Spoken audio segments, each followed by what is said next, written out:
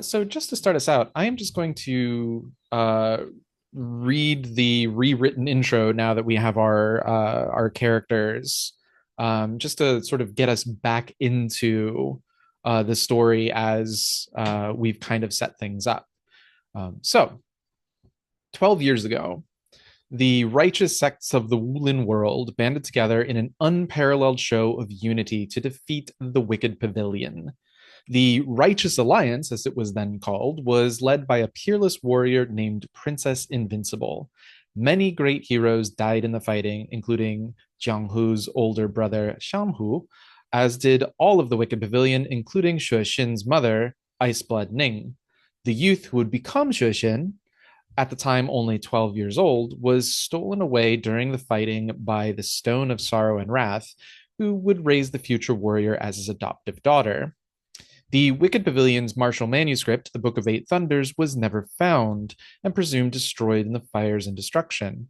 After the conflict, the Wulin sects soon returned to their usual infighting and posturing, but the world largely returned to a more peaceful state. 1 year later, one of the former Righteous Alliance sects, the Yellow Lotus Brotherhood, delivered an artifact from the battle against the Wicked Pavilion to the wise Jingwei Monastery for safekeeping, where Red Crane was being raised. Shortly thereafter, on one fateful night, ghosts or some other dark entities descended on the monastery, wiping out the monks. Red Crane's mentor, Bitter Claw, was supposedly killed that night. And then, just last night, in the dark of the pre-dawn hours, someone appearing to be Princess Invincible, along with an entourage, including someone appearing to be Bitter Claw, wiped out the Yellow Lotus Security Bureau, the what the Yellow Lotus Brotherhood eventually evolved into years after the Righteous Alliance and Wicked Pavilion conflict. Those fires still smolder and bodies litter the streets. What's going on? We play to find out. So I actually want to open with Jiang Hu. You are our Gallivant, our Han Solo, our plucky rogue. And so I've named this small town that we are in Dalian, and it might not be a small town. It might actually be a city. But you are known for celebrating gambling, leaving a trail of broken hearts. And I want to know, where were you spending the night last night? Were you in your own bed or were you someplace I think I else? was in someone else's bed until daybreak. Okay. Is this an important person that we should know about, or is this more of the sort of I think it was, faceless person that you're yeah, leaving behind at the start of the story? yeah, the first person that you see and then never see again in the, or Yeah, maybe, yeah. yeah, You don't even get any like details. You just see like them just sort of like lying on their side in the bed. yeah. And so yeah, just in brief or in summary, I think you were close by the Yellow Lotus Security Bureau Mhm. when the crying and the screaming begins. We have a question in chat. Should we mark our focus entanglement now or later? I think focus entanglements might be a thing of the past. And what I've seen done instead is that, so this is a question more about like XP and advancement. Um, I think what it is if you significantly interact with one of your entanglements, you get 2 XP for the first entanglement you significantly interact with at the end of the session. If you interact with both of your entanglements, you then get a third XP. So it's 2 XP for the first, 1 XP for the second. Um, so I think that is how I plan on doing it. So you don't have to highlight one. But that said, quick side note, we should talk a little bit about advancement for folks who've never played this game before. Over on the other moves tab, there is a little thing that says advancement. This is something you might want to have at least in the back of your brain for ways that you get experience. We are not doing the usual PBTA, you get XP on a miss. You get XP for taking a loss in a conflict, agreeing to another PC's suggestion if they use hearts and minds on you. If you roll inner conflict, And then you have the end of XP questions, which are effectively did you encounter uh, did you interact with one of your entanglements? And if it's yes for one, you get two. If it's two, you get three. All of that makes sense. Clear as mud. Fantastic. Um, that said, feel free to look over your entanglements at the start of every session. You get to look over them, change them if you want. You can also change them during a session, of course. But start of a session, you should have free space to change any of them you need. But since we haven't interacted with any of them, I'm kind of just chugging on. Um, so yeah, Jiang Hu, um, I correct me if I'm wrong, but being a Wulin hero, I would imagine you would go towards the sounds of the Yeah, screaming and absolutely. crying, and there you see standing. It's hard to tell with all of like the smoke and the fires, and it's the pre-dawn hours. But you definitely see a figure resembling. His name is Bitterclaw, Mhm. um, because that is part of the entanglement that we've set up at the beginning. So I just want to get that all that storylines or timeline stuff lined up. But he is definitely out of range to engage directly. And that is Um, Red Crane's mentor, right? yes, Okay. yes, and a figure that you would recognize at least by generally speaking, Wulin World, very entangled. It's almost like I had this realization a little earlier that wuxia is almost a superhero genre. Mhm. Oh yeah, So it'd be like you might have never seen Superman before, but if you were a person in Metropolis and you saw Superman go by, you're like, oh, that's Superman. yeah. And so yeah, I think the name of Bitterclaw and the association, also the knowledge that he's supposed to be dead. Right. Um, all of those things are superficial. I don't need you to roll like study to assert those things. Mhm. But that's where we find you. Um, And so, what does it look like he's doing there? uh, overseeing would be the simple situation. Um, Overseeing, although helping out, or overseeing not helping? no, Yes. very much. Uh, uh, well, let's go ahead. Let's go ahead and have you roll study. Why not? First roll of the game. Do it. Um, Uh, when you study something in order to learn about the world or establish new facts, go ahead and roll. You select the element. mhm. Um, so I think he's dead. I'm very surprised to see him there. And I'm racking my brain for a reason why that might be. Um, I guess water, maybe awareness. Water is like the de facto study move elements, Okay, because cool. yeah, awareness and wisdom, you virtually never have to justify it any more than saying yeah, Studying. yeah. Fantastic. I'm looking at the situation with my eyeballs. Which have a um vitreous humor in them and thereby water. Great. mhm, Cool. absolutely. Roll 2d6. And that is a 6 plus 1, or a 5 plus 1 is 6. Okay, so that is a miss. Is a miss. Now, so the And there's no way, XP on misses, right? correct. Cool, cool. Now, uh, there is a post-roll manipulation mechanic in this game, and that is your bonds. Mhm. You may spend one bond to increase your roll by one, not CFB like a full success tier, but literally by one. Right. So you can turn that 6 into a 7 if you can look at your bonds and say, how does my friendship or debt to or my passionate rivalry with this other character help me in this situation? Or you can roll with a miss. Let's just Uh, look over the move really quickly and see what is kind of at stake here. There actually is no miss condition. hmm. Um, Yeah, I would which like to roll with the miss to just start off in trouble. So, Sure, cool. absolutely. Um, And so you did not get a hit, so you do not even get basic information. And so what I think the situation is you did not see there is someone uh like you're trying to get a good view of him, and maybe you have to like the smoke is getting in the way. And I will give you this for free. Like I Mm, said, he is when I say overseeing, he's doing like the villain oversees, standing with crossed arms, looking down, watching this destruction happen and refusing to interfere, which pretty solidly places him on the side of the attackers. yeah. But what you do not see is that he is by no means alone.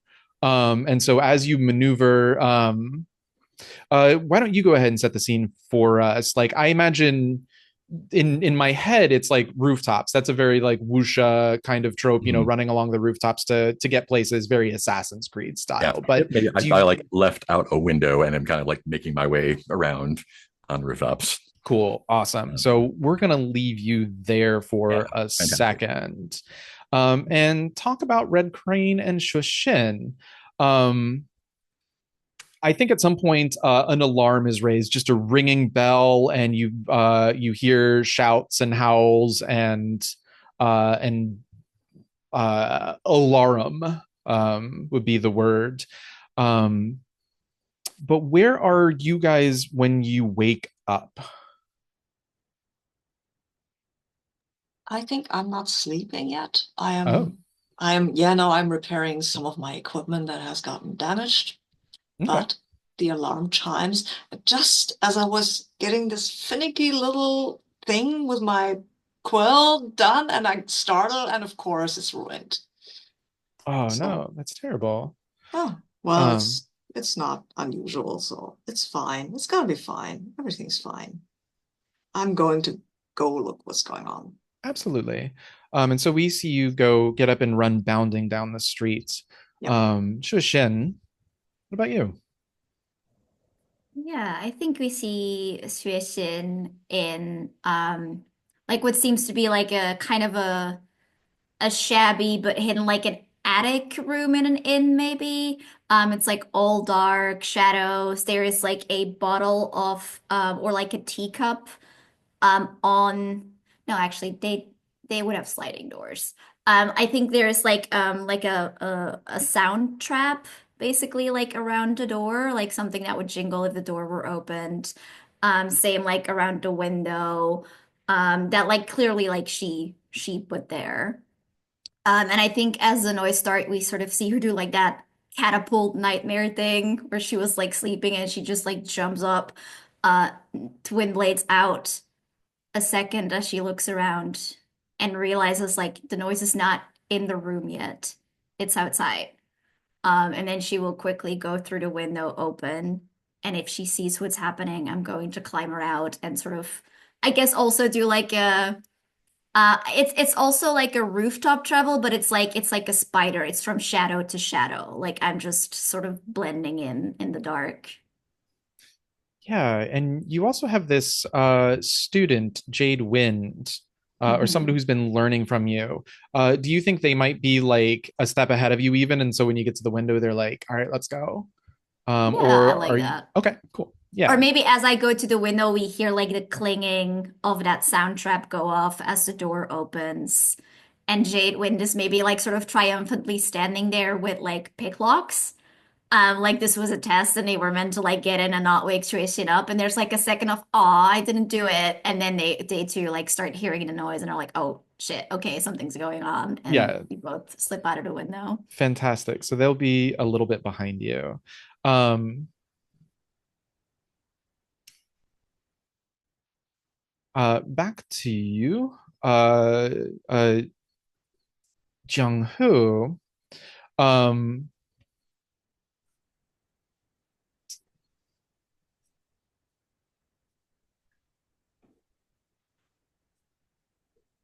so down in the courtyard or like the training field of this of the bureau, um, you actually see a woman in scarlet robes. Um, She's using a long straight sword, very common in the Wulin world, a jian. Um, and you see her fighting somebody with a spear. Well, actually, what is your weapon? Uh, Um, Cloth and fan. oh, okay. And you've had this technique all your life. You've Yeah, I think so. Yeah, That's right. Yeah, because it's your family style, right? beggars. This is the beggar's drum. This is the not the Mhm. family style. Yeah, Oh, okay. this is like I learned it on the streets. Right, right, right. Um, what is your family style's weapon? Ooh, great question. I think it is. Um, Easy answer is always single I sword. think it's a The spear. I Jiang. think it is A spear. spear. Yeah. Uh, Fantastic. yeah, but like a long, Um, like almost like you can tell like the lineage of it was like boat pole first, and then mm, like use that as a staff later, and maybe it was like spear and staff. Yeah, yeah, absolutely. Fantastic. And you see, yeah, this woman. It's Dancing Phoenix. Um, and she is engaged in combat with a spear combatant who you do not recognize, fantastic. wearing this sort of like ebon black, very villain coated armor.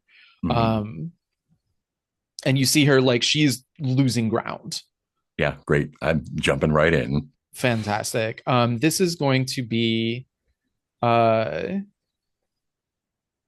actually, let's not get into roles just yet. You dive in and like what is the attack that you that like would have gotten her that and how do you save her from it? Mhm. I think like she was fighting with a straight sword. Yes, yes. Yeah, I think like they had been using the spear to keep her at a distance and managed to like disarm her, and I think had her up against like something was on fire back here, and she was kind of like trying to figure out how to get away, and they made a thrust, and I like hit the spear with a long piece of like a scarf, kind of like wraps around and pull it out. I don't know if I pull it out of her hand, but definitely pull it away from danger. Um And if it's cool, I think instead of like a combat thing, I think I would like to do this to impress her. oh, okay. Absolutely. I love it. Um yeah, that does sound like an impressive thing because you will put it on the table if you Fantastic. succeed. Yeah, you will pull their spear out of their grasp. Awesome. Um, I think I think it's going to be with water because it's flexibility, or well, I don't know. I think it's actually fire because it's creativity, speed, passion. Yeah, like this is. I'm just jumping in quickly to do this to impress the person that I want to impress. yeah, absolutely. I will also say that when you are doing a fighting maneuver, even if it's not duel, the moves strictly duel or deal with troops, if you're doing Mhm. something martially inclined, you never have to Mhm. justify using your style element, your Right. fight or fighting Right. style element, because Yeah. that's part of what's built That's into it. But I will right. also buy a maneuver such as this, living in speed. So yeah, go ahead and Yeah. roll with fire. Cool.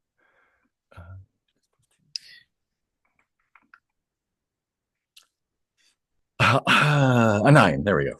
Not another six. Fantastic. So let me go back to the text of the move. I don't usually see impress invoked a lot, so I'm very excited for this. When you act to impress others or succeed at a competition, describe your performance and role. In this case, it's a martial performance. On a hit, you impress and convince. You get to pick two options, or you may pick one of those options twice. Ooh. Um, Um, I think I will take a bond with her and a favor. Actually, before you Oh, narrate those, I will say okay, I yeah.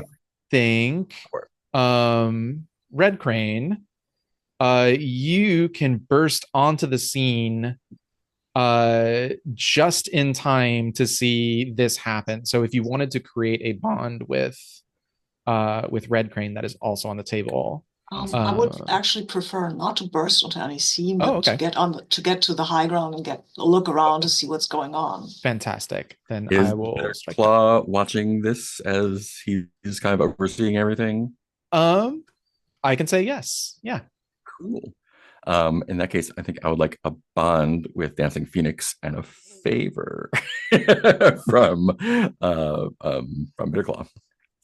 Okay. I I don't know gotta why, but I think that'll be fun to figure out. gain a favor from an observer. Okay. Sure. Yeah. So let me write down a favor. Because there's not really a good way to like note that on a sheet, I think. Yeah. From um I, but I want to know like and like help me with the fiction here. Yeah. Uh like how does this action translate into a favor from Bitter Claw? Yeah. So I don't know his relationship strictly to the attacker. I imagine they're on the same side. Mm-hmm. Perhaps they were about to kill Dancing Phoenix, and like maybe part of his plan involves her being captured instead. Mm-hmm. So I unwittingly helped him with whatever he was trying to do, Okay. and made Yeah. like a grudging villainous favor that I probably don't want, but Yeah. And yeah, so is it just like you yank this spear out of the combatant's hand and Dancing Phoenix is yeah, like, oh, that's kind of hot. yeah, Cool. Awesome. Red Crane, you wanted to hop up onto the rooftops and Yep. do the Wusha thing and look around as well? Yep, that was my plan. Fantastic. I think you are kind of in a similar boat. Yellow Lotus is already like severely decimated. There is acrid smoke just kind of uh uh uh, rolling through the area. And Wow, that's yeah, I quite have to give you terrible. complication or hard choice. I will think on that. Yeah, I should roll, right? Are yeah, you're actively just like looking around trying to get Yeah, clues and Scooby Doo it a I'm bit. doing yeah, I'm doing a study thingy. Fantastic. Yeah, absolutely. Go for it. Okay, I think I'll also choose water because that makes sense, and I'm not that bad at it.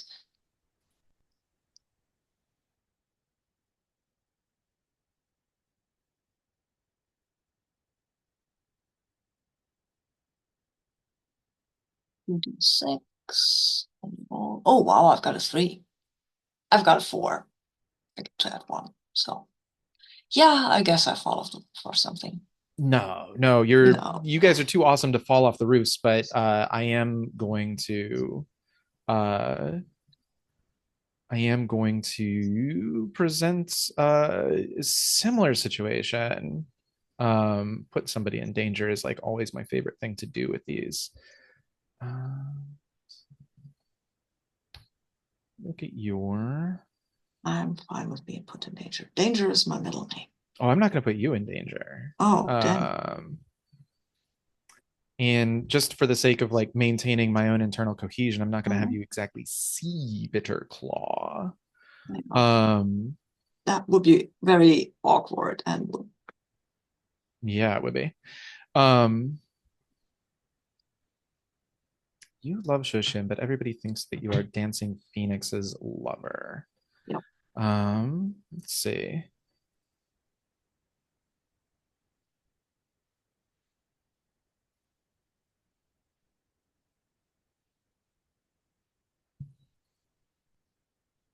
So I think it's as simple as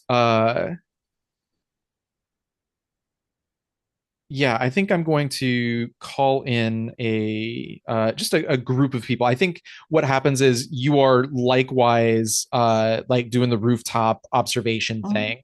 Um and uh there's just like this gout of black smoke and you do the wusha leap from rooftop to rooftop and you go through this curtain of smoke and it's just right into the middle of a melee. Oh, Um cool. there are there are like well this is a rooftop so it's not you're not engaged you're not seeing like the Yellow Lotus directly but I think there is like another one of these masked people in black villain coated armor and they are going to turn and engage you. Oh, okay. Um, That makes my decision very easy. I will try to defend myself. Well, yeah. I do I want to talk to them? They don't seem very talkative right now, right? No, they do not talk to you. And in fact, um, I think what happens is, to make it slightly more cinematic, is you go through this gout of smoke and you land on the rooftop, and they sort of turn and face you.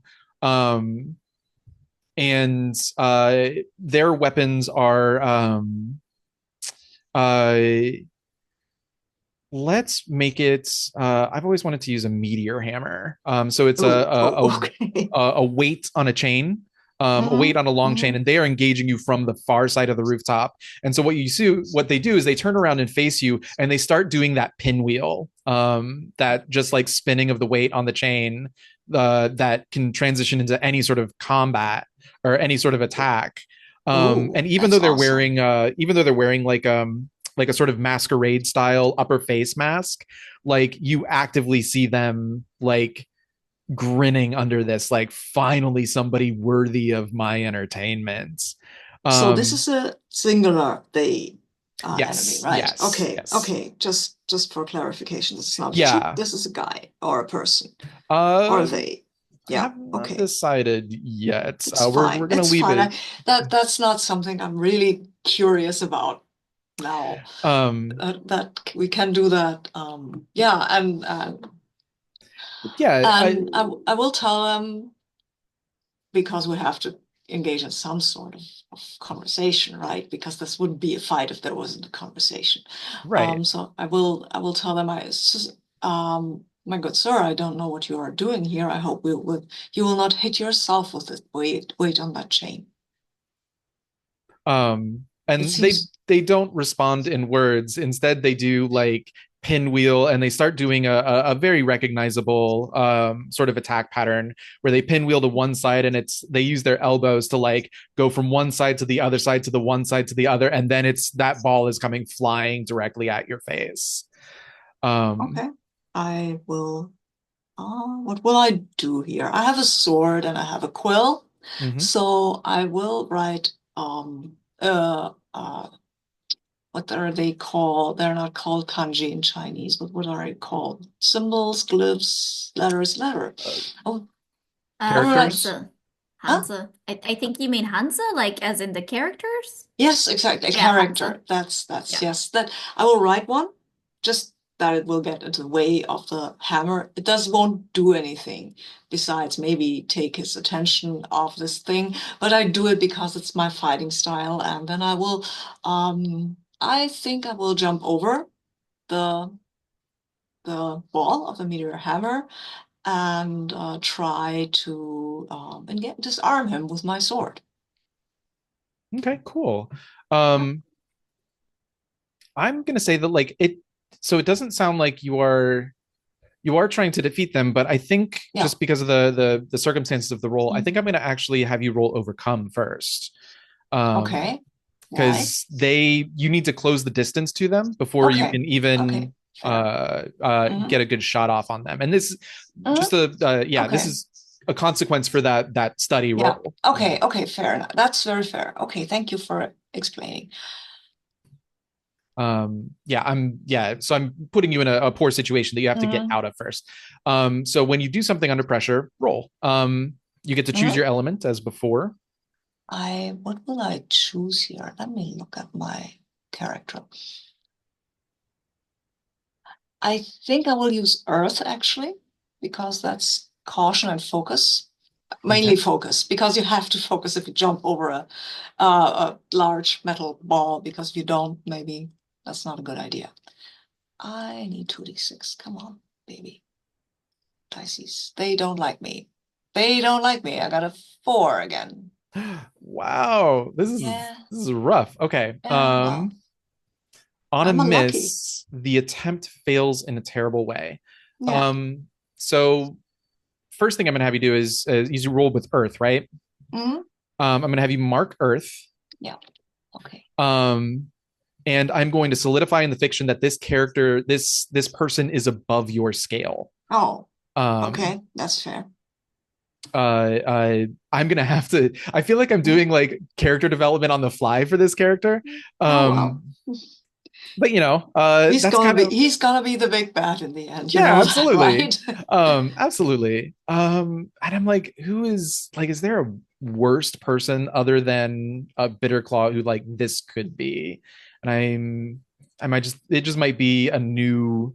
uh a new character that we'll learn more about as we Mhm. go. Yeah.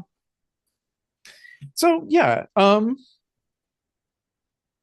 I but again, you're a martial hero, and I really hate when it's like, oh, you fall on your face. So I think it's more that again, I'm just making the other person cooler as well. Um, Oh, oh, I know what I will say. Oh, can I have I have an explanation for this, right? absolutely, go for it. There's tiles on that roof, right? And there's this one cracked tile, and I stepped on it. And it didn't, yeah, I mean, it's a little silly, but yeah, that's my luck, then right? then I'll add this as well. You step on this cracked tile, you don't fall immediately, but there is this moment that passes between the two of you, like this sort of like look of like uh I hate to pull in a media reference, but it's the part of the fight in Batman Begins where he's like, Mhm. "I've got you beat," and it's like you've sacrificed a winning stroke for poor footing, and Mhm. maybe you even actually like get your quill. Maybe you even get into like danger range, but that cracked tile, this person, this fighter, sees it and just brings the hammer down on the tiles right next to it. And yeah, you Mhm. then go crashing through the roof. But Oh, nice. but before Cool. you I like that. do, how do you recognize somebody in the style and dress of the wise Jingwei monastery?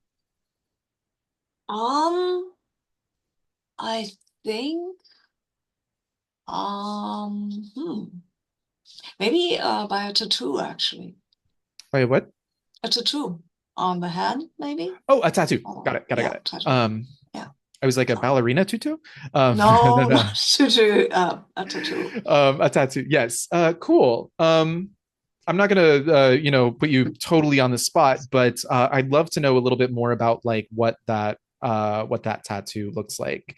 I think it Um, looks like this Jingwei is a kind of a bird, right? yeah, yeah.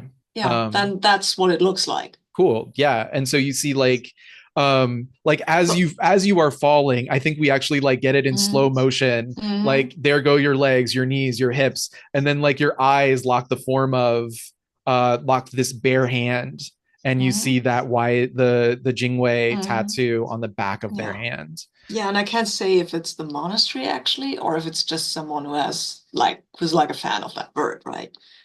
Because you don't know, but Yeah, it could be someone from the monastery. yeah, But they're all absolutely. dead, so it can't, right? Absolutely. Yeah. um Okay, cool. Xue Xin, um, how do you get to or arrive on the scene of the Yellow Lotus Security Bureau? Or are you Um, doing the Wulin run across the rooftops as well? Are we all doing going that route?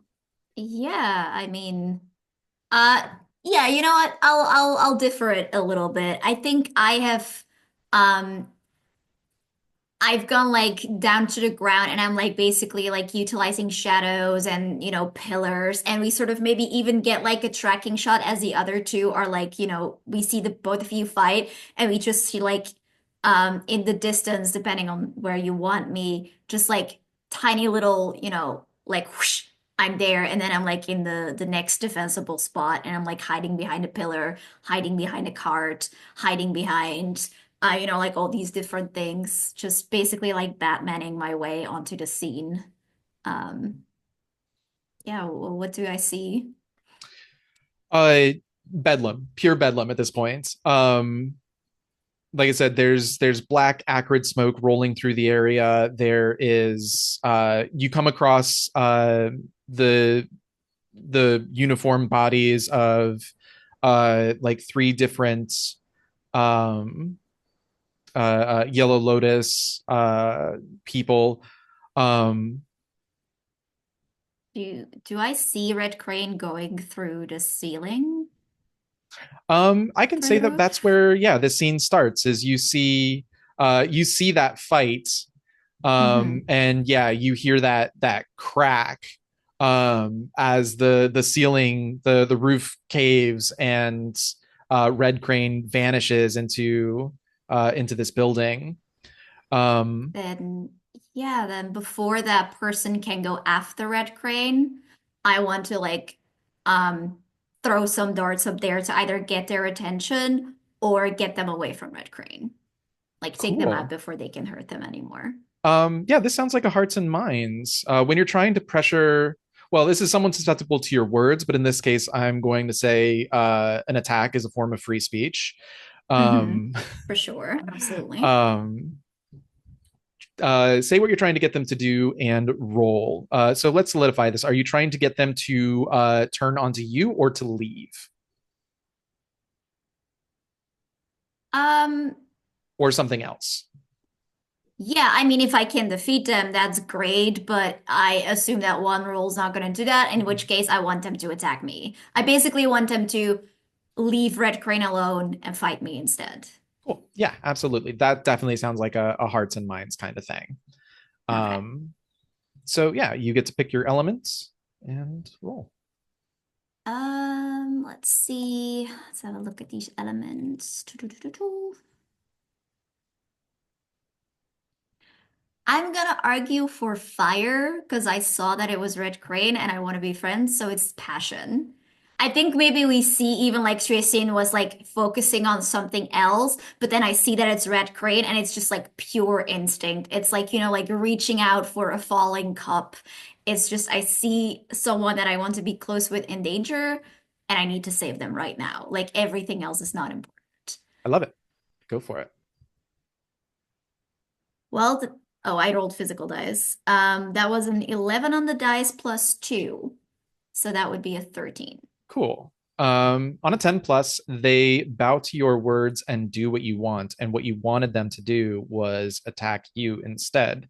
Hmm. Um, Yeah, I like to think, like there's like the swooshing of the cape and these like very fine like silver poison darts go out.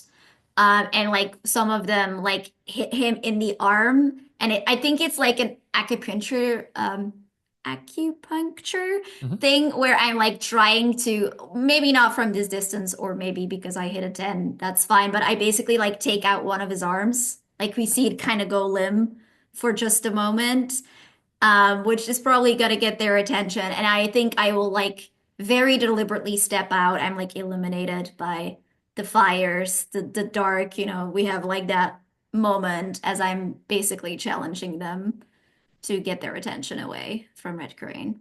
Yeah, absolutely. And they do so. Um, and yeah, you watch the dagger like graze their arm and they look down just in time to like bob and weave around like darts 2 and 3. Um, and do you say anything to like issue a challenge, or is it just kind of a silent understanding? It's Just like a silent understanding. I'm too cool to speak to people who don't cool, speak to me absolutely. And first. they're clearly too cool to speak back. So Exactly. We're whatever. both villains here. Come on Yeah, now. This is like very much just like like the music swells, there's the smoke, there's the fire, and I'm just standing there like, yeah, I did that. What you gonna do about it? yeah, absolutely fantastic. And so they will then, float gracefully off of the building, the let's call it the western barracks of the security bureau, and they land there in the street far enough away from you that like you are just on the border of the range of their meteor hammer. Um, and you wanted to fight, so this is going to be a fight. But Wonderful for again, me. I think they are above your scale. You're engaging them at their max distance. You do have thrown weapons. Hmm. Uh, but we've established from, even though scale differs from player character to PC, but you have not done anything to even the scale. Mhm. So they are going to be above your scale. And if you're fine with that, you just want to go straight into the combat. Um, Let me see what moves we have. Can I, as they come down and like I'm still figuring out these moves, so tell me if that doesn't make any sense. sure. But could a study help me to figure out like how to level the playing field here? Absolutely. Well, it you can learn a person's scale, which you Hmm. already know. Yeah. Um, But I can't learn like can the environment if there's like something that I take out or use against them. Because obviously that weapon has a pretty strong weakness if I manage mhm. to sever it. Yeah. There's actually a move for to get to even the scales, and that's the new technique. So you need to Yes. develop that. But you can face them, so you have a better chance to develop that technique later on. Yes. There is. Yeah. Is Hmm. that in the keeper? Yeah. New technique is Hmm. on the other moves. Um, Okay. so Sure. think of it this way. Because they're above your scale. Um, like if this was a CFB, think of it like a mastermind engagement. You Hmm. cannot kill them. But if you succeed on this, you get to narrate how you're defeated, which can include putting yourself in a way that's like they can't kill you either. Hmm. Um, but Sure. from there, once you have faced or studied a foe, actually, so you can study this foe, because according to this text and the character keeper, once you have faced or studied a foe above your scale, you may use new technique to even your scale. Um, so you can study, but I think if this study is going to come down to like you fighting them, I think duel works here. Okay. Even Yeah, though let's just fight them then. I do love the idea that you know um, that you are like trying to learn more about them by fighting them.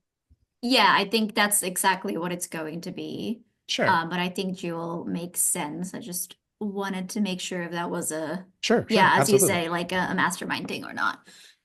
Yeah, so that means that I roll with fire, my style element. sure. Absolutely. Yes, because this is duel, you must roll with your style. Yes. That brings me to another 10. 10. Fantastic. So you get to narrate Hmm. how you lose this fight, but you don't have to mark an element.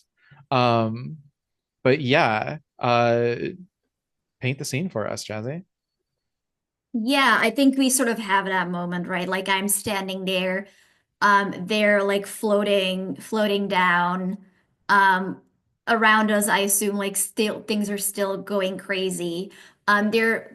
They're using like I think it's like very much like these styles are kind of similar in that my style is too like like I'm floating around, I'm using the higher ground. We see the meteor hammer wrap around my ankle, slam me back into the ground. As I do, I smirk as they're like kind of standing there. I smirk, and again, like the darts go out. They manage to dodge, but in doing so, they have to let me go for a moment. I like do a really cool backflip. We see like that black cloak. I feel like there's like the visual with the black cloak that's like very flowy, almost like the smoke and the ink here. Like I'm almost like a part of that darkness that's going on. And I think it continues like that for a little bit. It's I'm trying to keep my distance and try to keep out of the range of their meteor hammer. But these darts, they're very like precision weapons. They don't do a lot of damage. I need them to hit like the exact right spots, and they are moving too much. They're like slamming it away with the meteor hammer. I can't quite get the right angles on it. And then I think maybe we see like they again like sort of get me by the arm. There's like the standoff where I'm trying to rep like slam it down with my foot as I try to pull away. And I think that is maybe because Jade Wind was there too. And I think they see me and they like, do the Xue Xin, like the name screen as they come down. With what weapon do you think they have? Would they have like darts like me, or what do you think, Jiang? Because Jade Wind is like your sibling, right? So Yeah. do you think there's Um, like a family thing? I think it's the staff style. I think they like The bring that staff? out, like bring it down and slam down with it. They're sort of Yeah, like supplementing the family style with Yeah, these assassin techniques. Cool. yeah, yeah. I love that. Yeah, then I think like I'm like my foot's like in the air, but we see the staff like slam down on Meteor Hammer. And Mm, Xue Xin just says, "You idiot!" And then we see like the meteor hammer, like this was very much like a trap. We see it come for her. mm, I'm putting myself in the way. It just smacks me right in the face. Both of us go tumbling through, like through a cart, through a wall, and we just, the music is fading out. It's stunned.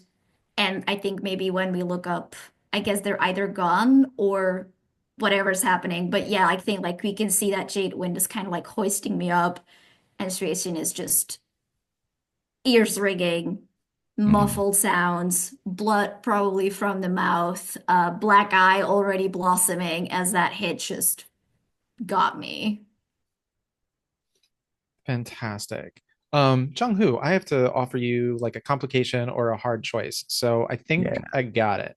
Took me a second, but um there's this moment, or there's a long moment. You took this spear and you yanked it out of their hands, and I think we see it, the camera follows that spear um as it goes sort of like bouncing like sort of out the front door.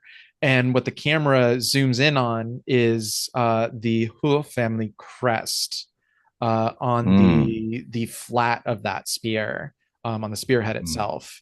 And when we look back up, uh, there is this sort of standoff triangle between Dancing Phoenix, yourself, and this warrior. Um, you lock eyes with your presumed dead brother, Jiang Hu. Um, ooh, and in fact, actually, like I think when you yanked the spear out, their upper face mask got like mm, knocked off, yeah. right? And so like they do this slow head turn back up to you, and there you see, and just to add, like his skin is pale and pallid, the color of ash. There are black corruption veins just like running up Mhm, through his cheeks. His eyes are empty and milky white. Um, but he pauses there almost as if he can see and recognize you. Okay. Um, she has opinions. Um, um, but yeah, the decision is going to be that he is going to turn and chase after his spear mhm, um, that you knocked out of his grasp or yanked out of his grasp. He could also be fleeing because it went out like the front door. right. Um, Dancing Phoenix looks at you and says, "There's more fighting in the South Hall." And she might even like grip onto your arm gently because everybody thinks you're lovers, but that might Mm, just be like a thing she does. I think she first says, "I'm so glad to see you here." Grips on, like gently squeezes your arm. And then she says, "There's more fighting in the South Wing." And that's where she is going to go. So your mhm. decision is, do you go with Dancing Phoenix or do you chase after your presumably dead brother? I think I say go, I'll be right behind you, and then go to like tackle my brother before he can get to the spear. Cool. Um, hmm. How would I, if you want to try and tackle him? Um, I think maybe like not like tackle body wise, but like trip him up with silks or something with the style. yeah, okay. This Is definitely. he a worthy foe or just something to overcome? Oh, I mean, he is a worthy foe. Yeah. Uh let's see. But I don't know if he's trying to escape. I don't know if I would necessarily call this a fight, Right, right. but let's just roll with the narration a little bit. Okay. Um, uh, he is a worthy foe, so I'm gonna say that, like, yeah, you go and try and you want to try and trip him up with your fans. Yeah. But because he's a worthy foe, he sort of like combat rolls and over them. Mhm. And he turns back to face you. Uh, oh, is there inner conflict? Well, I was thinking about it, but I wanted to get a little bit closer to him first. Um, let's see. Uh, uh, uh, Um, It sounds like it might be an overcome because I'm trying to like get him under pressure, like to go back and like figure out whatever's happening here and then figure out what to do next. It feels like a yeah, here's pressure what situation. I'll say then is, like, yeah, you go in and try and like sweep him out with your ribbons. He combat rolls over them, and when he gets back up, he pulls from under like a hidden component in his armor and just flings a bunch of flying daggers at you. And I Mhm. think that's where the overcome is going to be. So if you want, he is basically, what he's doing is he is pressuring you if you try to continue to pursue him. So if you want to continue pursuing him, then it becomes an overcome roll. Great, great. And I think I'm overcoming with water there because I'm going to try and slide through. Awesome. Cool. So that's overcome there. That's a 5. Ooh. Hit me. On a miss, your attempt fails in a terrible way. Jeez, man, guys, misses are hard because that means I I have to love come it. up with stuff. Okay. I love the contrast of my roles and your roles, Mark. Like Yeah, we really clearly just got the clearly two the opposites of luck It's here. And now that I said appropriate. that, I'm ruined, but you well know. then yeah, then I think the easy thing for me to do here is to quote unquote to punish the best deeds, the best intentions. Mhm. And well, actually, so first of all, what did you, it was water, right? Yeah, I was trying to like slide through the daggers to get to him. So here's the thing. Uh yeah, you've played Hearts of Wulin before, right? Yeah, once. Okay, Oh, so well. you do know if your water element is marked, you cannot use duel or deal with troops. Yep, yep. Cool. So I'm Do going to it. have you mark water. Now, if you don't want to mark your water, you can also mark wounded, but that gives you Mm. -2 ongoing until you unmark that the same way you would unmark an element. Yeah, Um, let's mark water. I think that's fun. wow. Okay. Yeah, So then, to me, fictionally, what that means is, like, I think you were not ready for flying daggers. yeah. And well, you're a Wulin, you're a martial hero. So again, I think it's, you don't get like I think you dodge them enough to where they just graze you. Mhm. Oh, But maybe they like pin me so I can't get to him. oh Like yeah. if Um that's cool. sure. Yeah, I can ride. Actually, yeah, let's ride with that. I was gonna do poison because God Oh yeah, that, knows. that works too. Yeah. But I actually like sleep. I actually like clothespin, because what you are going to see now is you get pinned. You get pinned to the wall. Um, the thing that appears to be your brother Jiang Hu uh, vanishes out the front door, and you are just there, forced to watch as Dancing Phoenix is engaged by another of these black clad warriors. She's standing side by side with the remaining um, Yellow Lotus, Mhm. and she gets not killed, um, but uh, she gets I'm gonna say, yeah, she gets uh, run through with a spear. Right, right. Um, and you watch it plunge right through her body. Slow-mo. Yeah, we zoom in on your character like pinned to the wall, like crying out. That might be the inner conflict there. That's definitely emotional turmoil from an entanglement. Sure. Well, so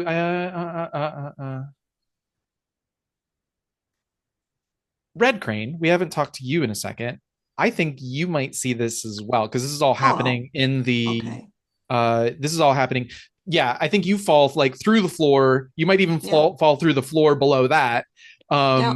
But you land, you're dazed, you get up, there's still fighting going on, and when you do like finally stagger out into this courtyard, you watch it's just in time to see this happen.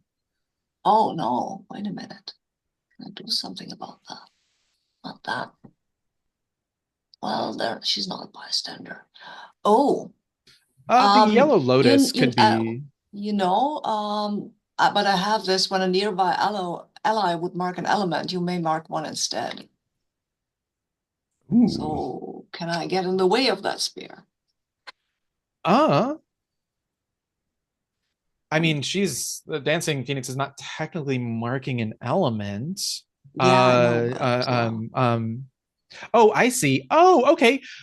No, wow. That's a really cool, not ever how I imagined that move being used. But I love that idea that that you step in the way of this spear. Yeah. I mean, maybe a little not very structured what I'm doing right now. I'm just like, okay, there's a spear. It's coming towards someone I'm supposed to protect. I cannot fail in protecting someone. I cannot. So I throw myself into the thrust, and I will mark. What will I mark? I will mark fire because passion, right? And speed, passion and speed. That's what no, I absolutely. mark I think you burn your fire chi and like it's pure adrenaline. And yeah, well, I mean, narrate it. What does that look like? Again, the fictional positioning is there's the Yellow Lotus are dead. The only one left is Dancing Phoenix, and she was about to get run through by a spear. How do you come in and save her? I think I was coming out of the building I had fallen into. I'm limping a little because I also look very dusty. And as I see that cat just looked at me, and sorry. As I see that guy with lifting the spear, and do they have these? Can I notice? I mean, I'm an exorcist. Can I notice these weird veins? Yeah, I can give that to you cool. without needing a study roll.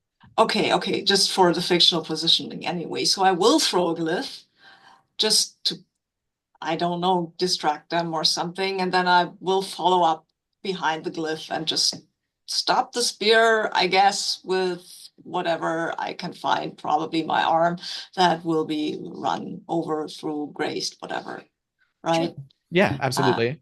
And I will say sorry for being late. So just to resolve the mechanical effects of this move, it says you mark one instead. So I believe that means Jiang Hu does not mark water, or, we can kind of fictionally say it's, immediately unmarked. You were still pinned, but you get out, right?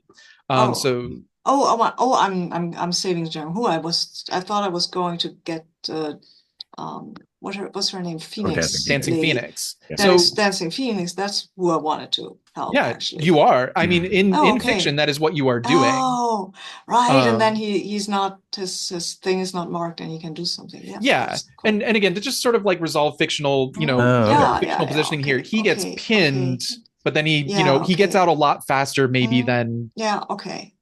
But also you get a bond. It says you get a bond with them. I think the strict interpretation there is the person that it would be Jiang Hu if we were interpreting this literally. I will let you take a bond with either Dancing Phoenix or Jiang Hu. I'll let it be your I choice here. think I already have a bond with Jiang So Hu. you can increase it to 2. Yeah, but I want a bond with Dancing Phoenix as well because I'm supposed to be her lover, right? I mean, Yeah. Mhm. so Um, I'm going for that. oh, I had that slightly wrong. Everybody thinks that you guys are the lovers. Yeah. Jiang Hu is the one who actually loves Dancing Phoenix. Yeah. Now here is where I think Jiang Hu, you get yourself free of the pin daggers, and you see Dancing Phoenix like eyes glittering, not fully Disney, oh my hero, but I think she does that same sort of like gentle arm slash sleeve grab to Red Crane. Do you think that might rise to inner conflict? 100%. Yeah. Cool. Absolutely. So you are allowed to roll with anything that is not your style element. And also, I Um, believe that means yeah, you mark 1 XP. Passion, I guess. Oh yeah, Mark XP. Yeah, passion sounds right to me. So fire. Okay, go ahead and roll. 7. 7. Barely squeaking by. If it was anyone else, that wouldn't have worked. So let's go and look at the text of the move, basic moves. Where's the inner conflict? When you come face to face with emotional turmoil and pressure from an entanglement or personal issue, mark XP and roll anything except your style element. On a 7 to 9, you must either flee the scene or mark an element of your choice to keep steady. And Red Crane is right there, right? Yes. Yep. Yeah. Yeah, I think then it's me putting my hand on Red Crane's shoulder and say like, "You have this." Of course. Of course. And before you even say "get course" out of your mouth, I'm out. I will say that this is the end of the attack. You will Jiang Hu, you will go back out to the street. The specter that was your brother is actually no. We have this spear dude. I think what it's going to be then, just to sort of like get us out of combat scenario, is when that blow is blocked, some sort of like otherworldly signal or clarion call is made, a bell tolling that is out of tune or something, and the person that was engaged sees that they are outnumbered between Dancing Phoenix, Red Crane, and Jiang Hu, and even though they're corrupted or whatever, still for whatever reason decides this is the time to get away. Is everybody cool with me letting them escape? Can I grab my brother's mask that fell off? No. Okay, well then what do you want to Because I mean I can create a barrier to bar a supernatural spirit. So I let's get this shit on the table. Might just try that, right? To throw some of my my characters in front of him. Sure. To get him to stick around maybe, because I would really like to know what's actually going on here. Because I saw the Jiang Wei on this other guy with the meteor hammer, and I don't even know what happened to him. I thought I heard Xue Xin, but I'm not sure. So what do I do? I roll. Yeah, so here's the thing. If spirit is of a higher scale, mark an element on a is this spirit on a higher scale?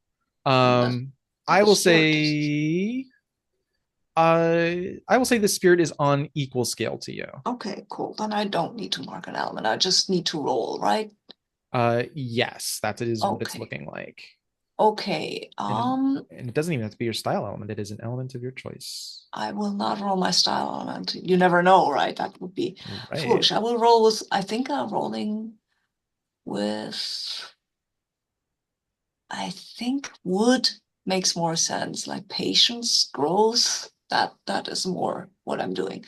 Do I roll my physical dice or do I trust them? I mean, 3 times the charm, right? If this doesn't work, I will definitely never roll with that. No.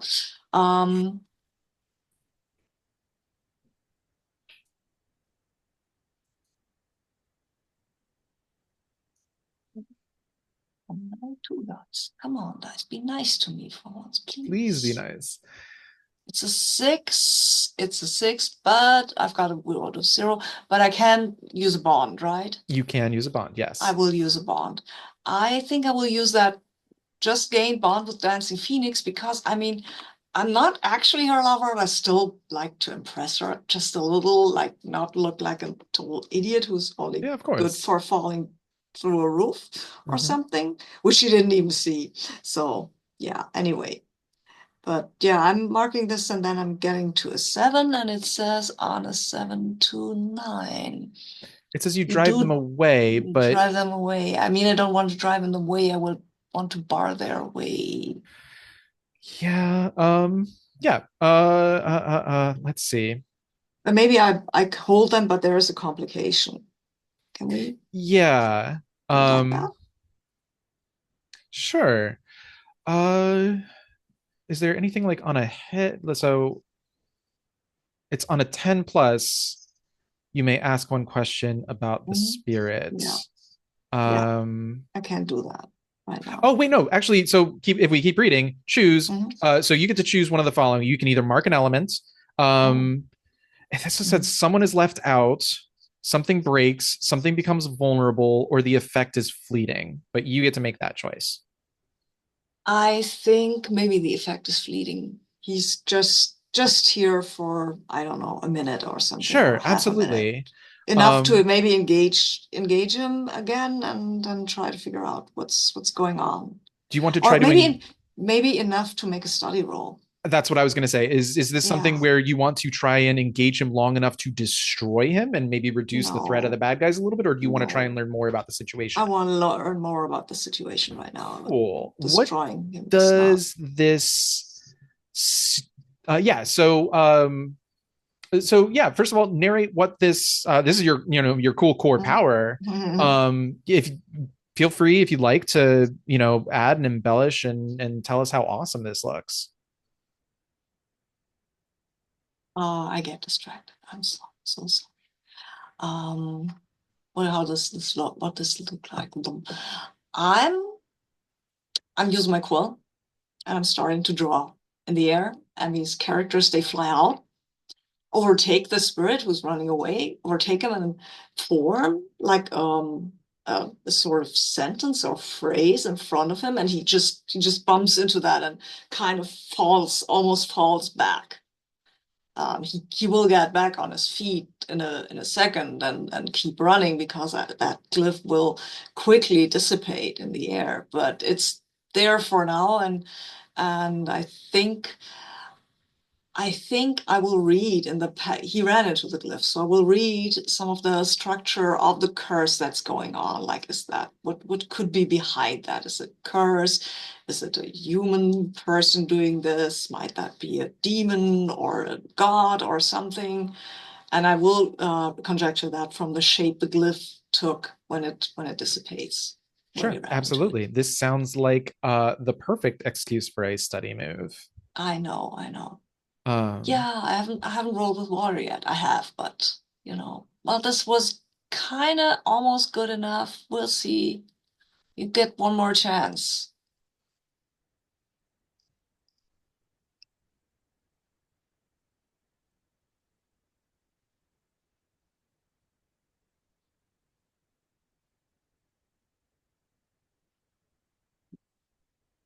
Oh, wow.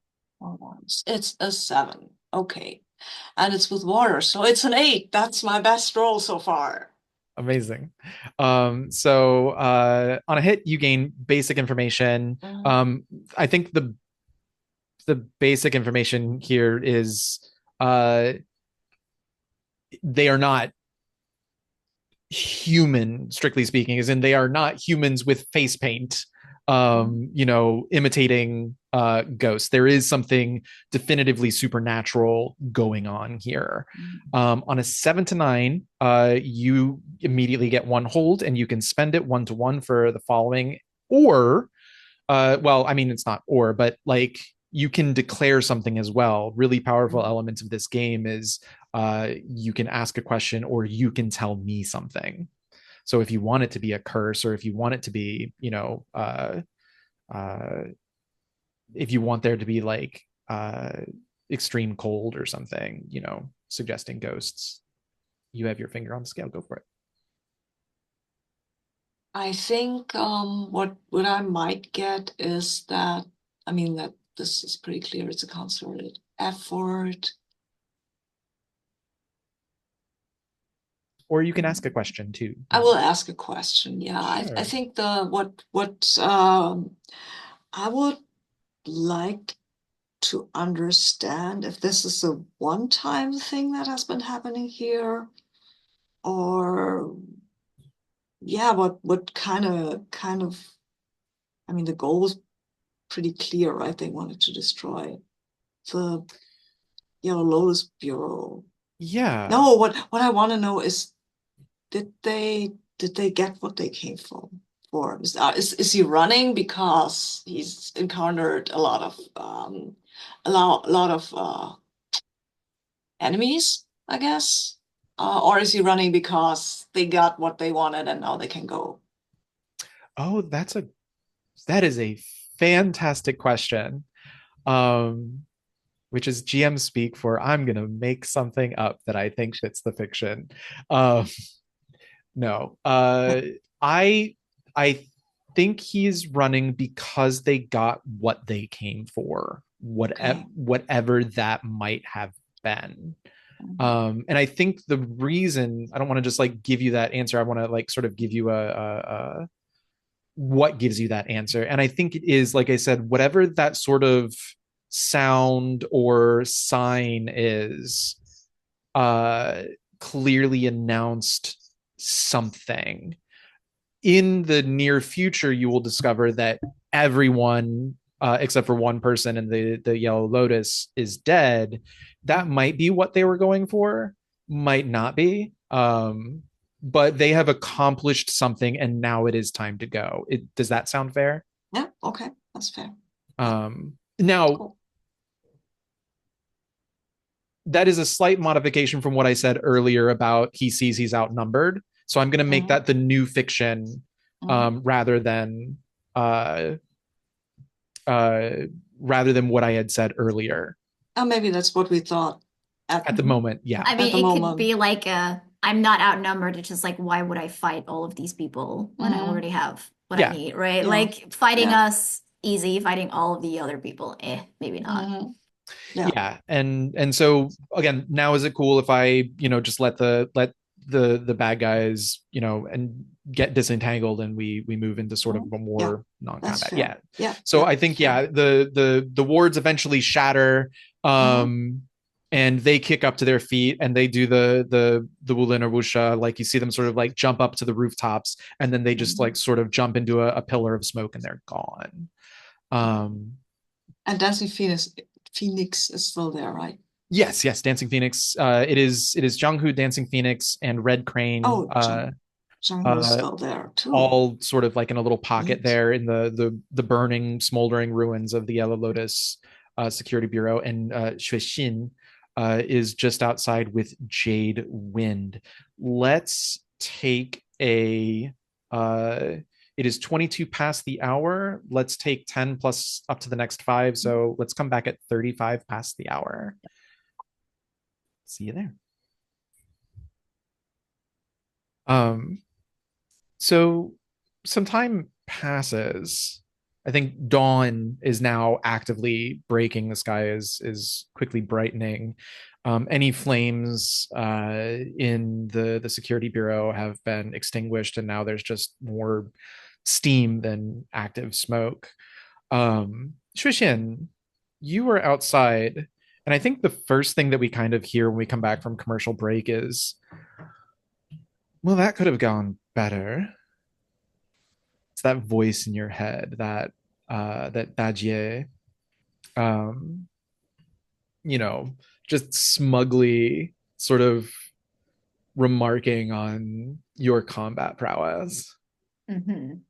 Yeah, and I think Xue Xin. I think rather than a black eye, it's sort of like that artful like cheekbone cut that like accentuates his more than anything, given the genre that we're in. Um, Yeah, and I think she just like kind of like outwardly she kind of like snarls and inside her head she just goes, "Yes, thank you for your help." What am I supposed to do? It's your body. hmm It's also my mind and you could shut up in it. Um, Fine, be that way then. And you'd like, rather than like just silence, you like almost feel like part of your brain just like go kind of numb and fuzzy a little bit. hmm Yeah. Um, And her eyes like outwardly like the snarl just intensifies because I think she was just kind of like basically trying to get rid of the adrenaline and like the shame by bitching. And then it's like, no, don't take it seriously. Like that I can't continue to yell at you. I mean, she's there. She is literally a Yeah, part of you. She cannot go exactly. away. Um, Remind me, I lost track in all of the fighting. Was Jade Wind injured? No, basically like I took the blow for Jade Wind. And like I Got it. mean like we both went like tumbling, so like some Yeah, bruises but we're Wuxia heroes, right? But I'm yeah. like the one that really took like the damaging hit. Yeah. And so it is Jade Wind who sort of like picks you up out of the rubble, going, um, uh, how does Jade Wind address you? Because you're teaching him. Does she address you as Shifu or I mean, um Xue Xin would hate it. But I yeah, do or we would it be something more like Big Sister? interesting. I feel like Xue Xin would hate both of those. Um I mean, I guess that's a question for Mark. Do you think that they're like respectful enough a person to like insist on calling Shueishin Shifu because they're like a Hmm. teacher? Even though Uh, Shueishin every time will be like, please do not do this to I me. think so. Yeah, I think that sounds fun. Okay, yeah. I Uh, love this character more and more the more we learn about them. So yeah, exactly. um, so yes, I think you even hear like Shifu, Shifu, um, as they like pull you out of the rubble. Are you okay? And she's like patting, your funny enough, you didn't mark an element. So like any Mhm. wounds that you have are, like I said, superficial and what Yeah, I like to it's call Disney hot. exactly. Um, It's like the pretty cheekbone cut. yeah. Yeah. Um, I, I, are you hurt? No, I'm fine. Are you? No, no, I'm fine.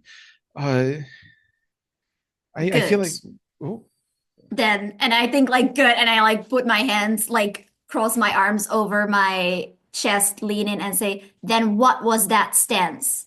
That's how you were going to save me? With that footing? and they look down and like you instantly see them go to like if you've drilled like foot posture or foot position before, they instantly like do whatever physical mnemonic gets them back into like stance. They like put one heel in front of the Mhm. other and then do like a rotate. um Very, very schooled. Yeah. I'm just kind of glaring. I uh, I And then finally they just like fully collapse. I'm sorry, Shifu. I will do better next time. Don't call me that. Get up. And I just like, do that thing where I'm like super embarrassed that they're like on their knees. Like, no, no, no, no, no. It's very uncomfortable. And I pull them back up. Um, Yes, of course, not in public. yes. And I just kind of not like shoulder past him, but it's very much like I'm uncomfortable. I don't want to continue this. But I'm like being, glary and hot villain about it. But yeah, we know that this is the Yellow Lotus, Mhm. right? Yeah. Yeah, you are I think outside the Yellow Lotus Security Bureau. mhm. I will pull up like a veil, like a mask, like this, like a black veil.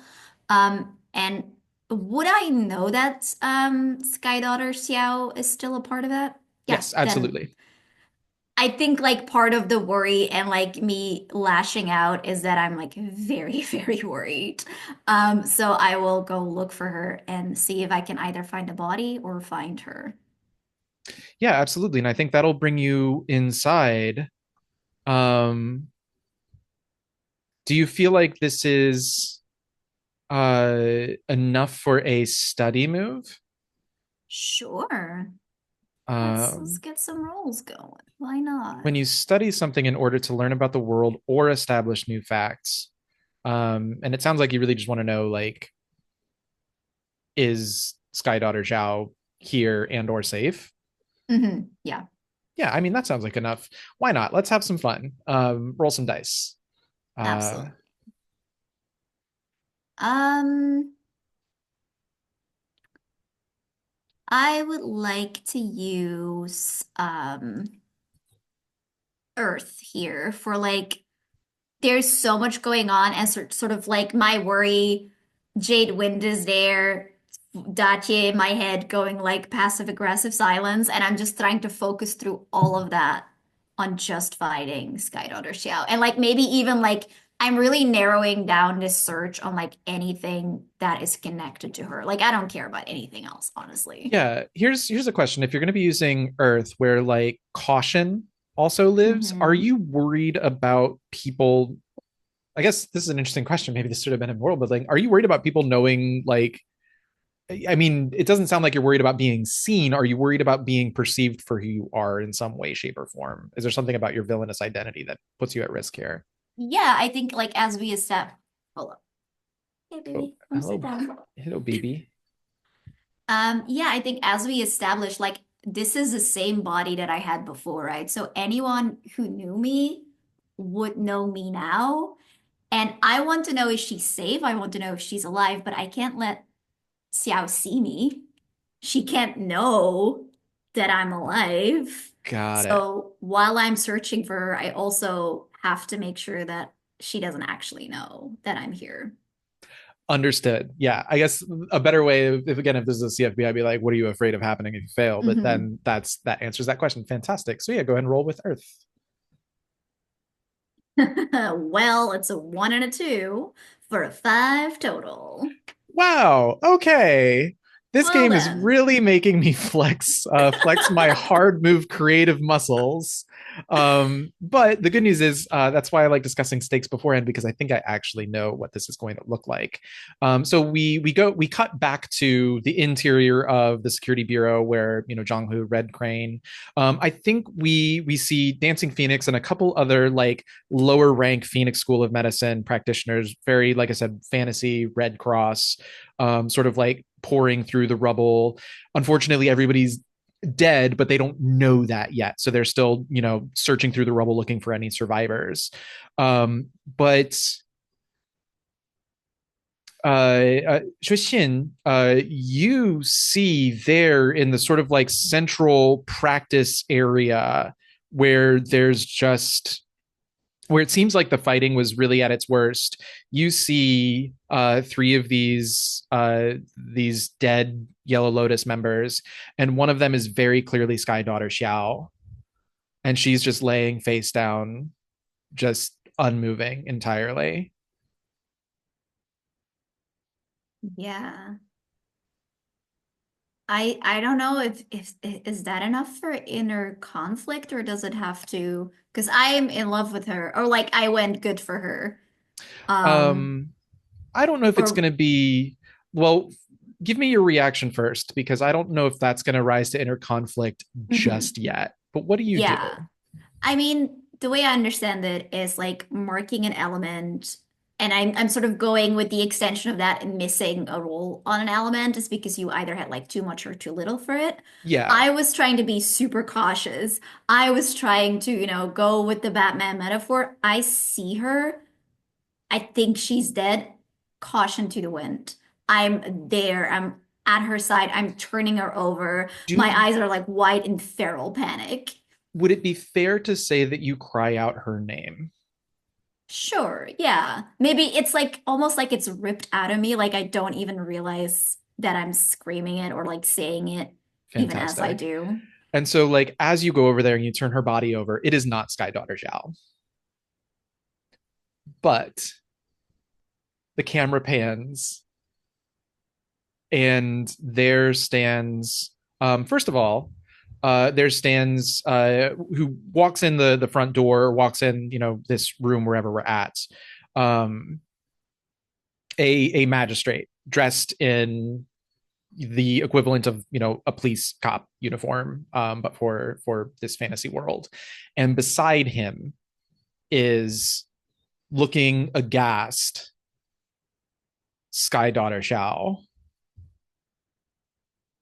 and they both sort of they have walked into the room, but they stand there. But after hearing her name cried out, uh you look up and there's Sky Daughter Shao staring at you.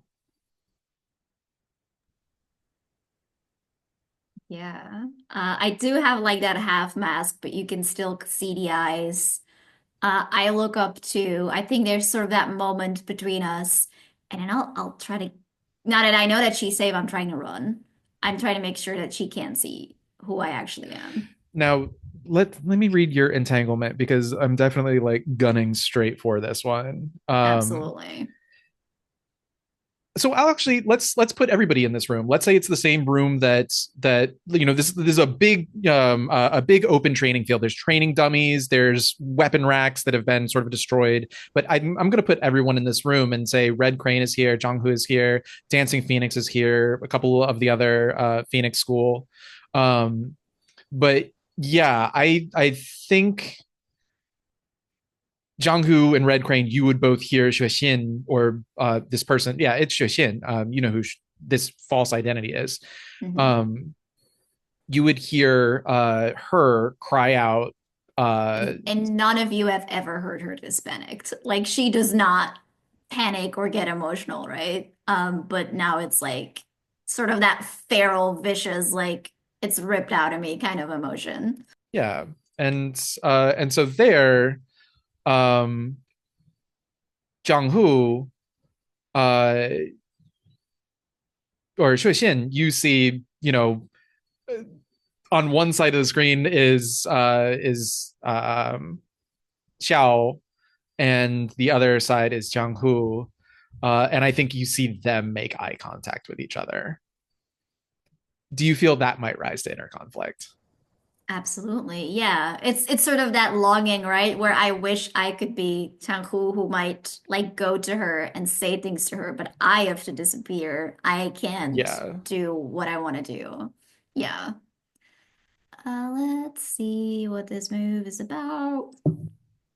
You were allowed to roll anything except for your style element. Okay. Um, what happens if I miss? Because that would be Oh, kind of fun. also, I'm going to say because of that miss, you rolled with Earth. Mark your Earth. Absolutely. That's sorry, I should have thrown that in there. I'm gonna. It's gonna take a while for me to get into the speed of that, but definitely, yeah. No worry. Okay, I'm gonna set myself up for failure. Because I wanna roll with wood. Mm-hmm. Because it says patience, growth, and curiosity. And I think, having sort of the character growth to know that I need to, be stealthy here. I can't just be like, oh, my love. The patience to bide my time, and even the like sort of stamping down on a curiosity, is why I want to roll with that one. It's a -1. Yep. Aw. Well, that is a 10, -1, a 9, whatever. Sure. So on a 7 to 9, you can flee the scene, Hmm. or you can mark an element if you want to remain. I mean, I wanted to flee the scene anyway, right? So I think it's the embarrassment of having emotions, and then especially having emotions where Jiang Hu and Red Crane might have seen them, or horrifying. Um, I'll. I think we have the camera movement. Jiang Hu, Xiao make contact. When they look back at me, I'm gone. Oh, you're doing the old Batman goodbye? Yep, I'm Fantastic. gone. Um, Cool. So I would like. I'm not sure if Red Crane sees Xu Shen in sort of like a state, basically. His instinct is to go to her, right? Help her out in any way. But he's here with Dancing Phoenix, who he's supposed to be the lover of. So he has an inner conflict now because he wants to do one thing, he should do another thing. And yeah, well. I love it. Fantastic. Also, Jazzy Mark 1 XP for rolling inner conflict. Red Crane, similar story. Roll Mark XP and pick your element. I think, what do I pick? I think I will pick water for the wisdom, right? Because I mean, wisdom guide me. What's damn it? I want to go to her, but what should I do?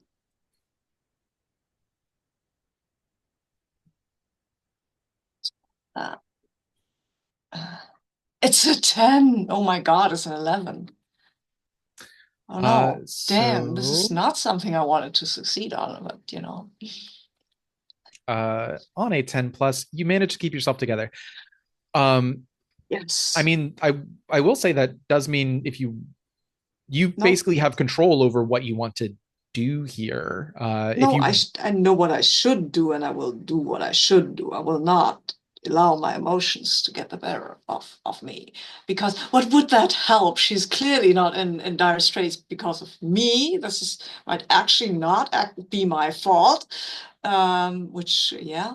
So I would just embarrass her probably if I try. No, no, no. I will repress my emotions like a good person and stay with Dancing Phoenix and look slightly worried about Xue Xin, but that's it, right? Because she has this, she has a wound on her cheek, which okay, it's mostly cosmetic, you know.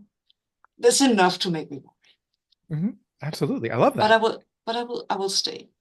Okay. I will stay. So currently in the scene, we have Jiang Hu, the named people, Jiang Hu, Dancing Phoenix, Red Crane, Sky Daughter Xiao, and Magistrate Han. Yeah. Can I say that I basically like, I don't know what flee the scene like mechanically has to mean, but I would kind of like to do where I'm like eavesdropping, but like out of sight. So like I won't engage, but I kind of see what's happening on the scene in case we want something.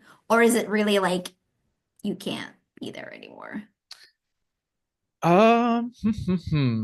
In my head, that is effectively what it means. I think I am willing to let you continue to eavesdrop, but not engage directly. Does that sound fair? Absolutely. Cool. So yeah, you can say you're a passive participant in the scene as well. But yeah, Magistrate Han is demanding answers. What happened here? Who's involved? Who knows what? Who saw what? This, that, and the other. Sky Daughter Xiao, for her part, is still doing like dutiful bodyguard things and keeping within like 5 feet of the magistrates. But she's clearly dismayed by the destruction of her company. Jiang Hu or Red Crane, what do you want to do here?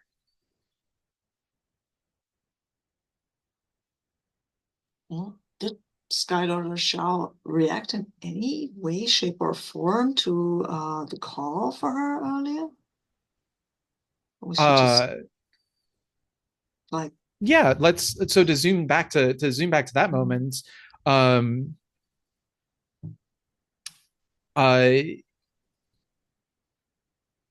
She had to react kind of coolly and professionally, because she is again serving as the bodyguard for this magistrate. But I think you see like her lips were slightly like, it's kind of awkward for somebody to call your name and then react as passionately to the idea that you might be dead as Xue Xin did.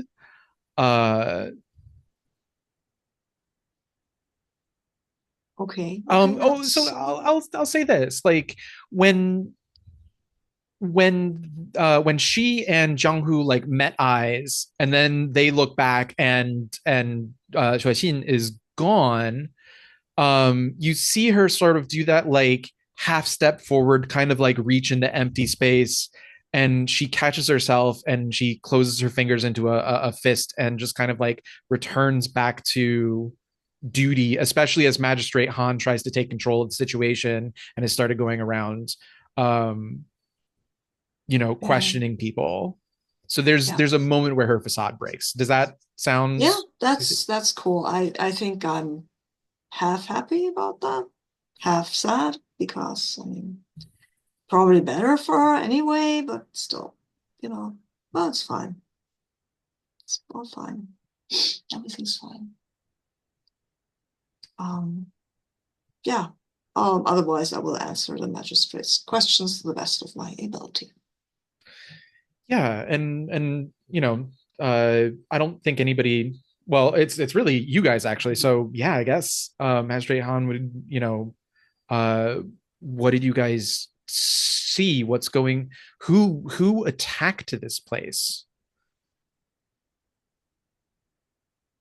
Well, that unclear, but at least one of them that I saw was possessed by a demon.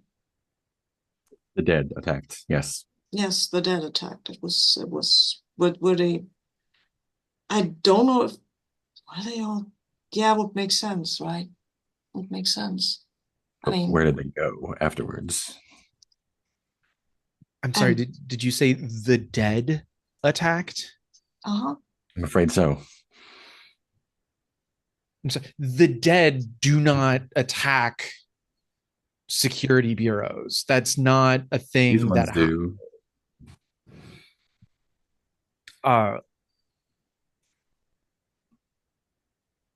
no, if I go to the governor and I tell him that I'm sorry, my lord, the dead arose and wiped out the Yellow Lotus Security Bureau, that's going to be my job and possibly my head.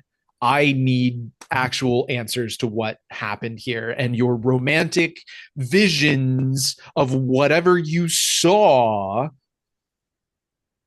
or think that you saw need to be calmed and curbed here.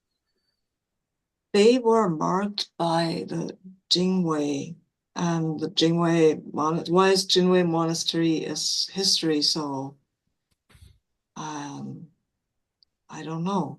I am the only, as far as I know, I was the only survivor. Whatever happened there? And probably don't want to hear an answer to that either. And my brother attacked me with a spear with my family crest on it. My brother, who has been dead for some time. And I like hold up the mask that came off of him, throw it at him. Okay. I would like one of you. Uh, yeah, this sounds like a hearts and minds. I think he is susceptible to your words. He's very clearly skeptical. Mhm. But I think the mask is enough to at least open a dialogue here.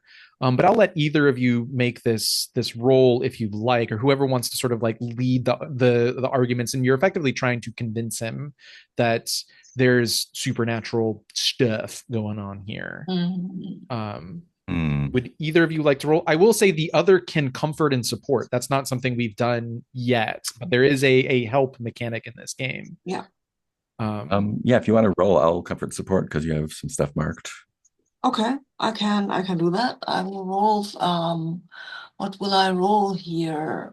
Where am I? And that makes sense to me because Mm, you're the exorcist. You've got yeah, Mhm. uh you know uh more expertise in this yeah. area. Okay. I think I will roll with metal this time because, calculation and control seems like something we need. Yeah, Yeah. love it. I don't, but.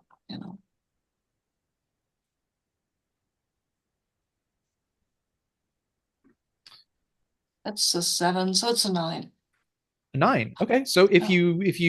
if Jiang Hu gets a hit, we could turn that into a 10. Nice. Yeah. Um, Sister, let me see it. Great. I think I'm also going with metal. It makes most sense, like you said. +1 for me. And that's an 8. That's a hit. Cool. Anything on a 7 to 9? Doesn't actually look like it. And then yeah, for hearts and minds, um, I'm kind of like glossing over a little bit of like the under the hood mechanics, but what would happen is you would create a bond and then immediately spend it to get a Yeah. 10. Yeah. Yeah. That's how that works. Or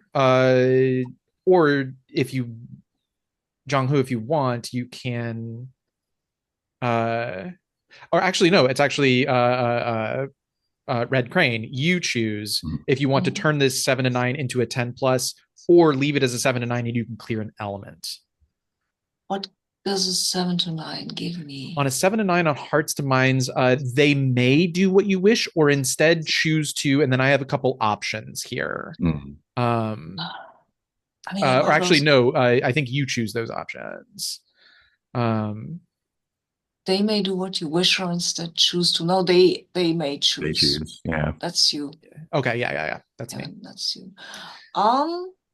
Yeah, I think I as much as I like these options, I think at the moment it would be better to get rid of the magistrate so that we can do our own stuff. So Absolutely.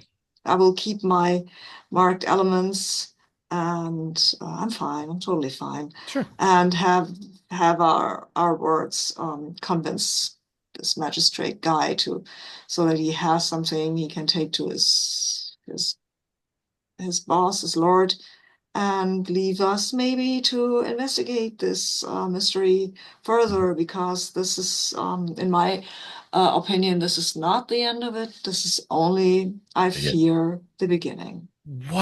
Whatever would make you think that? Fantastic. Yeah, I'm not super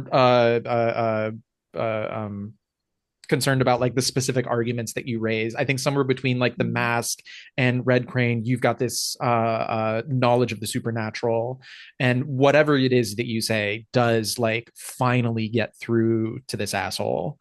And I mean, is he an asshole, or does he just want to do his job? I mean, all cops lose his job. He's a cop. Okay. I mean, he is a law enforcer. Yeah, so he's a cop. Yeah, he's a cop. He's a cop. And so yeah, and I think you watch him just like gripping his hands tightly into fists, and just like really just like sort of gnashing his teeth at this wild explanation, and finally goes, shut up, fine, I will find a way to explain this to the governor in terms that he will understand. We leave that in your capable hands. And I'm sincere when I say that. I'm not sarcastic. I'm not saying anything, but I am not sincere on your behalf. I mean, let's say I sound sincere at least. Yeah, I'm totally willing to roll with that. But I probably am. I am a very sincere and slightly naive person. And so yeah, I think he will turn and huffily like pull his robe with him, so it does that like haughty swish, and storm back out the front. And I mean, he has to investigate this space too, but he's gonna like assemble a team of specialists to help figure out what supernatural stuff is going on. luck with So finding yeah, some that are better suited than us, but I will turn to Jiang Hu and say, I do not wish to have this man's job. No. Visible shudder. I say out loud. And I think Sky Daughter Xiao, like when they're standing in the doorway, Magistrate Han and you watch her like sort of rush a couple steps in front of him, and she bows politely. And the long and short of it is, she asks to stay so she can investigate and begin the process of burying her comrades. And Magistrate Han, of course, agrees. But he winds up getting into like a gondola or something, or actually, I think he just like winds up walking back towards the government office. And yeah, now the process of sort of like assembling the dead. We've got a few things going on. We've got the Phoenix School gathering the bodies and going through the rubble. We've got Sky Daughter. She's going to start going through the rubble, and we've got you guys here as well. But I'll kind of open the floor up to Xue Xin. You can continue Batmaning about if you want, but I'll leave the I floor think to I everyone. will actually flee. I think maybe there was like a moment where I stayed, but then I see her coming back in, and that's the moment where I'm like, no, I do need to go actually. So yeah, I think I will flee the scene. Fantastic. Any place in particular that you want to go, or just away? Red Crane, did we ever decide why you called me back? No, I don't think we have. Okay. Do we have an idea? No, I don't. Okay. I was wondering if you Okay. did. Okay. Yeah, just something to let float around if it hooks on anything. Yeah. Um. Hmm. Mm.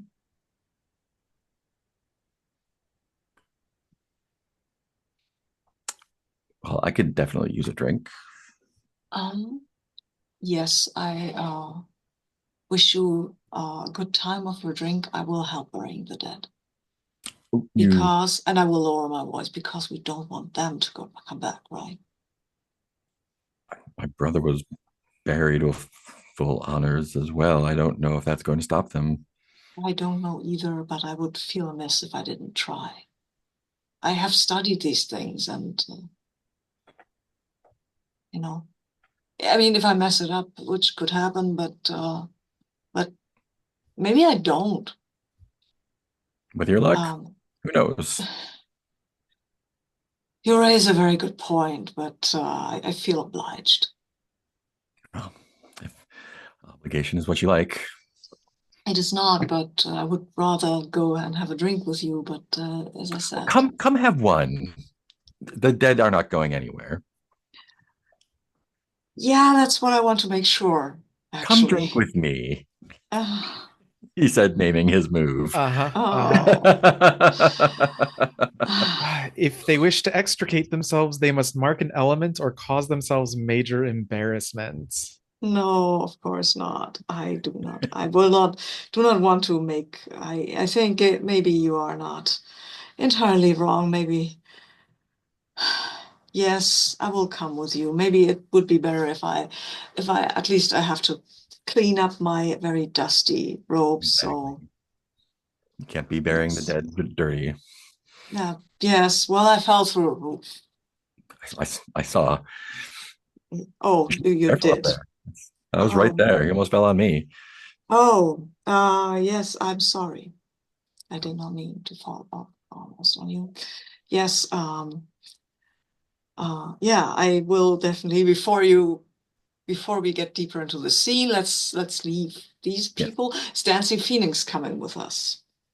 You can tell her all about my falling through roof. I'll leave that up to you. It's so generous of you to offer to buy me a drink as well. Thank you. Let's go. And I look at Dancing Phoenix and I say, did I offer to buy him? Well, would you come with us, my dear? Um, so if come drink with me is not being used on her, It's not. she is going to insist that she stays to help do this work. If you want her to come with you, it's going to be hearts and minds. Mhm. Um, You have to convince her. She says, yeah. my work is here." Uh, I absolutely do not want to contest that. However, we I'll were, I'll offer you we, this. She's emotionally suffering. yes. Mhm. A Yeah. drink could relieve that. Yes, that's what I was going to. Where I was trying to go to say we were in a very tense situation. Very bad things have happened, and Jiang Hu has this unique ability to make people feel a lot better when they drink with him. Cool. What would you like to roll with? I would like to roll with oh God, what would I like to roll with? You're running low on elements here. Hey, I've still got three. I think yeah. Hmm.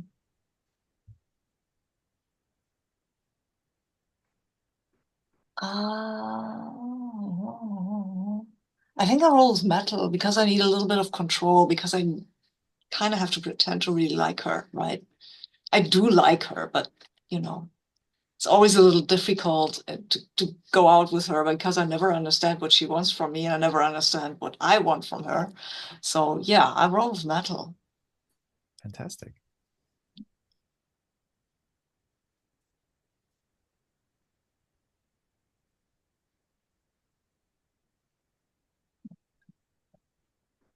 It's a 9. It's an 11.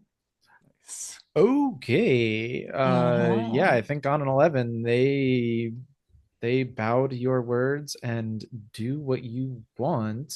They see the wisdom of my ideas. They That's do. what you meant to say. Um, yes, of course. Um, and so you see her, she's putting on a brave face. Mhm. She's the leader of this detachment of the Phoenix School. Um, and so what she does is she turns to these other two students of hers, um, and she gives them a few kind of curt orders. Go here, do this, um, and then they bow in respect and deference to her, and then she joins you guys at the entrance, and it sounds like you all are gonna go drinking. At least one. At least one. I Fantastic. I mean, Red Crane is fully committed to coming back, but Of course. understands that Mhm. But the night is young. the the what? Yeah, it's dawn. It's 10 a.m., dawn. 9 a.m. Yeah. at You one have point I all will day mark to an find element out. and go, but Morning is also young. Yes. Yeah, who has like a shirt that says it's 5 p.m. somewhere? Right. Yeah, exactly. Like the beautiful Hanfu, and then just like a sash that says it's 5 p.m. somewhere. Amazing. Yep. Let's cut over to Xue Xin, and then we'll come back to you guys at think of where Jiang, think of where you would take them to go drinking. We haven't defined anything about this town. So a seedy gambling den, a fancy barge, a casino, the world is your oyster. Or this town is your oyster. But yeah, Xue Xin, where do we find you? I think, yeah, I would have just ran off. Will Jadewind come with me, or are they like, I see this look, I'm not engaging? What's the more interesting answer here? I could if you're trying, are you trying to avoid Jade Wind? Um, You know what? Yeah, actually, I think I am. I think I'm truly emotional and embarrassed, and like I don't like it when people see that I have emotions. I hate that. That's not allowed. I think that's Uh, absolutely valid. But also, yeah, so you get away. Um, mhm. do you have like a little secret sanctuary, a place of privacy that only you know about, or something I else? th I think it's just that sad little dingy room. Um, I think it feels like a prison. It feels like a place of punishment, right? And it feels like deliberately made so. Like this could be a nice room if I had done the bare minimum of investing time. And I think maybe we even see like one like nice little maybe like a teacup or like a broken bottle clearly picked up from the street with like some flowers in that we can assume like Jade Wind put there to have like some cheer. When I enter, I take the flowers and I stomp them. I just throw them on the floor. And I think like as I do that, I also sort of hear like that crunch and the petals go everywhere. Now I'm speaking out loud because there's no one else, and I go, Dachi, what were those things? And I think here, if definitely if this is like a wuxia show, like I feel like we paid for this actress, we're going to have her on Hmm. screen. And Yeah, so yeah, I feel like the jump scare pan and she's there. yeah. Well actually I'll kick this back to you. In the privacy, like in your head at least, Hmm. because in physical space she doesn't manifest, but in your headspace does she like have a physical presence, or is it something where like you have to look through a mirror to see her, and if so, like is there a reflective surface in your room? What kind of contact does this, or what does this contact look like? Yeah, I like it more if it's like some sort of like it's got like this trickster spirit vibe to it. Like every shot we see her, she's like sitting somewhere else, Oh, I love right? that. She's Yeah. on the bed and then I turn to her, or like I say something and I turn and then she's on the desk next to me, and then again I speak and she's like like doing that cool girl. There's like a beam and she's like sitting like sort of crouched on top of it like a cat. Um, Fantastic. Yeah. yeah, like can be pinned down. um and yeah, and Daje is a demon from hell, so Hmm. uh she will say, they will say, I'm not exactly sure. Ghosts, figments of the past, they sort of have an echo quality to them. An echo quality. Oh, uh if you shout someone's name in a cave, you hear it again. Yes. But you can't just enter this world. That's why you needed me. So why can't they? What is summoning them? Well, that I couldn't tell you. I can tell you that they were from hell, Hmm. but as for who's on the other end, who's the one shouting their name, well, that could be, uh, all right, well, it could be a handful of people of talent in this world, but to say I know all of them, I don't exactly go around having tea with all of uh, the dead hell callers of the world. I think like there's an involuntary kind of smirk that she like very quickly pushes down. And I think now she is sort of looking in the mirror. Um, Dati again, like sort of shifting positions. And I think she looks at herself and says, but they weren't like us. Me. Oh, no one's like you, darling.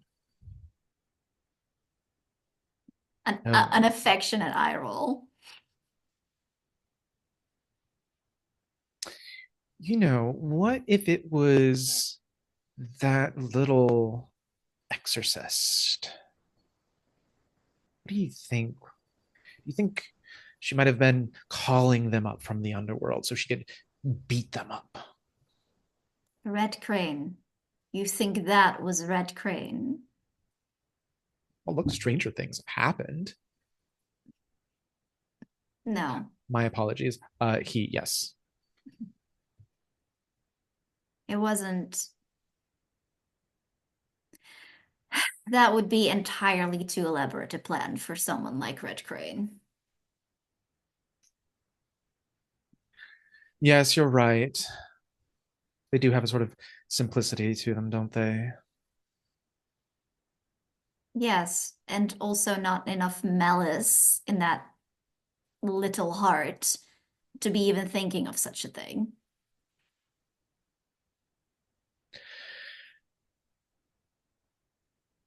So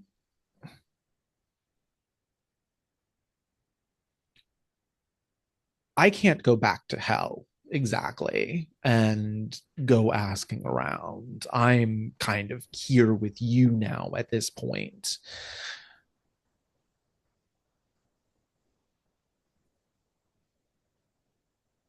I think this might be a study situation. I'm gonna Yes, have you sort of like roll for both you and Dajie to see like what she might know or what they might know. absolutely what I was aiming Um, for. Thank you. cool. Um, what would you like to roll with?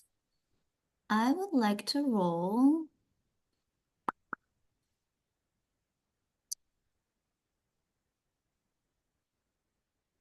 Could I argue fire for creativity? Sort of like trying to find a new way for both of us to sort of interact with these supernatural powers or like hell or like basically trying to see if our powers combined, my chi control, like my martial arts and her um like her connection to hell, if there is something that we can sort of see together that we can do.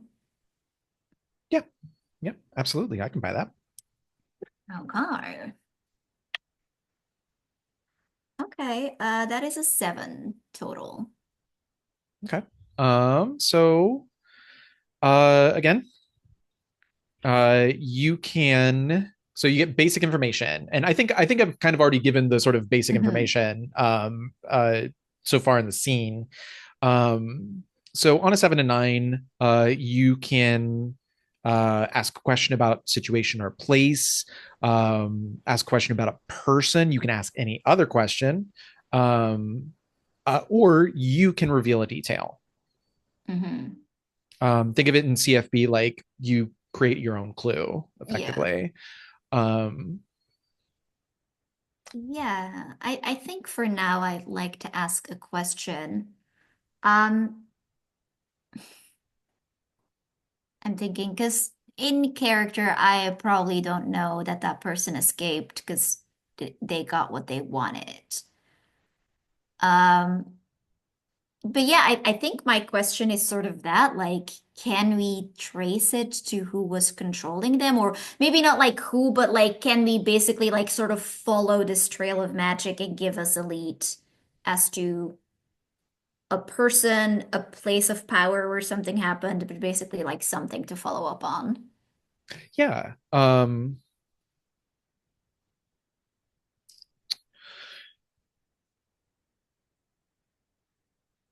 Yeah, I think what Daja says is, you know, usually there is always a spooky temple, right? Usually where ghosts are involved. Think of the wise the wise Jingwei monastery incident, right? Yes. Uh, so there's always a little secluded temple not far from the town. And if we're not really that far away from from the site uh of Wicked Pavilion, the Wicked Pavilion fight. Uh you might find some clues there because I think you might not have noticed them as you were busy getting your ass kicked. I did not get my ass kicked. You, Jade Wind got in the way. of course.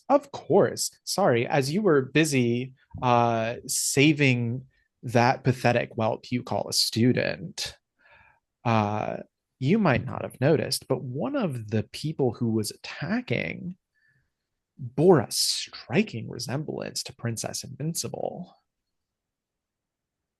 Immediately Xue Xin's eyes go just, I think we sort of in this weird like physical space, but also my mind, all of the shadows in the room just go like much darker and Datie like almost like glows brighter.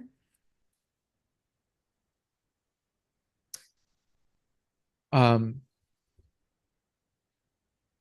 you know, the sword school, the swords invincible, or the blades invincible, they're they trained not far from here in the mountains to the east, let's say. Um, their temple's been abandoned for the last 12 years, gone to ruin. Maybe you'll find something there. You do love your ruins. That's probably why you love me. You know me too well. And I think, go ahead. I'll go ahead and let you. I think that sounds like a good kind of button cap on that scene, unless you want to wrap something else up. But if you want to have a witty last line, go for it. No, I think we, see that shot of a very dark room, the flowers crushed underfoot, and I crack open the window to go somewhere. Are you going to tell Jade Wind? No, absolutely not. All right. Jiang Hu, tell me about this. This where you're taking everybody to go drinking. Yeah, I like the idea of a casino, and maybe the casino is on a barge. Yeah, that's super fun. Awesome casino Like barge. I love things it. that happen. Grew up with one of those down the road from me. Yeah. Yeah. Um. Yeah. Uh. Let's try to paint the scene. I'm going to come up with this right off the cuff. Everybody can chime in with a detail about yeah, what gives this place the feeling of like corruption and beneath its like bright and shiny exterior, what gives this place the feeling of corruption and vice? Is it too out of tone to have a couple just straight up like gangsters there? Absolutely, I think that's valid. Yeah, like and not being subtle or trying to hide at all. Mm-hmm. It's just like three or four of them. I think there's also a person who looks super, a little, not a little, who looks very desperate and who's pleading with one of the managers. It's unclear what he's pleading with, but he looks like, oh my God, his life is kind of ruined if this doesn't happen. And the manager's like, yeah, it's your own fault. Kind of laughs at him and has maybe one of the gangsters show him to the door. And you can see Red Crane nearly intervening, but I think Dancing Phoenix will might not let him because that or maybe Jiang I think both of will us like, say just settle something. that. But he looks okay. Fine. You don't want to get involved. Okay. You think demons are bad? Oof. I mean, he looks like he needs some protection. I mean, But that's the problem.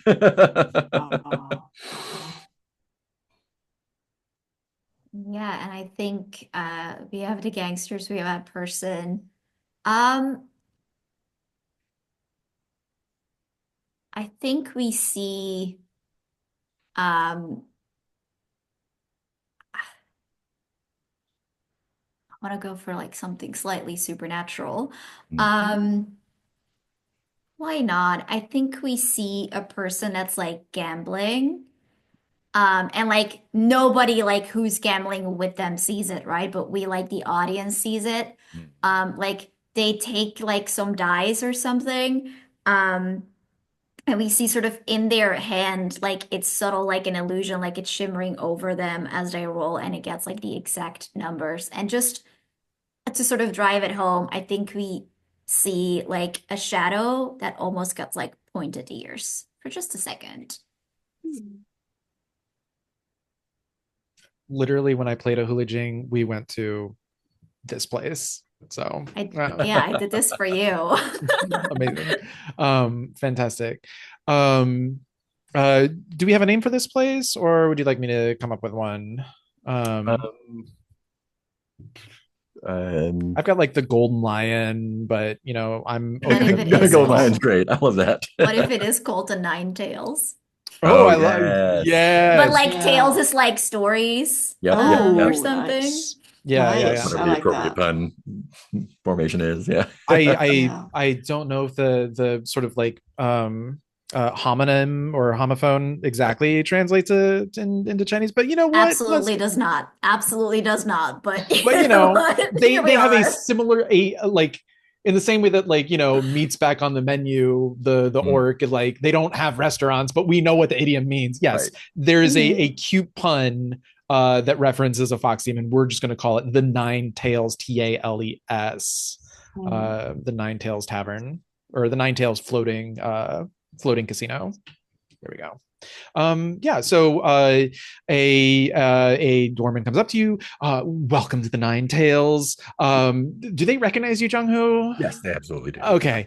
What is your reputation here? Just in brief, are they happy to see you? I think I have made an effort to not have a reputation here yet. Okay. They Then it recognize is me, but they're like, "Oh yes, a customer. Good." then it is all smiles and bows and scrapes. Welcome, Master Zhang. Would you like a seat in the gallery today? It seems you have some company. Oh yes, a table, wherever is hot. Oh, absolutely. I have the finest table in the house, the most excellent view. You're going to be absolutely thrilled by everything we have to offer. Please, of course, make yourself available to any of the games that you wish to play. But follow me. And he escorts you like up a set of stairs into a second floor gallery. Great view of this stage where there might be performances. Um, and I think I mentioned how unlucky my friend is and slipped him a couple of coins. fantastic. Um, I will take your side and say, Jiang Hu, please let's not do the thing where I gamble and you just bet against me. Oh, I mean, just I know it was just you the can't one drink time, without but gambling, really. no, yes, I do not have enough money to do this. Well, not yet. I give you this blank stare, like, are you kidding me?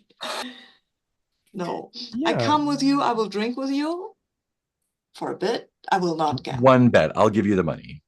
No, no, I'll put one down for you. my friend, I love you dearly. Good. Please, You're in. please, please, please spare me this embarrassment. Oh, it won't I be have been embarrassing. embarrassed enough today. And I look slightly over to Phoenix, like, What, to her? no, like, don't make me, no. Do you want, no, well, oh, fine, fine, But because of my obligation to you, I won't make you gamble. thank you. And so the three of you are seated at this table. Um, and yeah, do you want to go gambling from here or Absolutely. fantastic? I will wait until Jiang Hu is distracted, drink my Yes. drink, and then sneak out. to help with the burial, which I really want to do, but you know, Well, you don't really have an entanglement necessarily with I have an uh entanglement with Dancing Phoenix. yes. But do you have any like emotional compulsion, which is like leaving them there with Jiang Hu?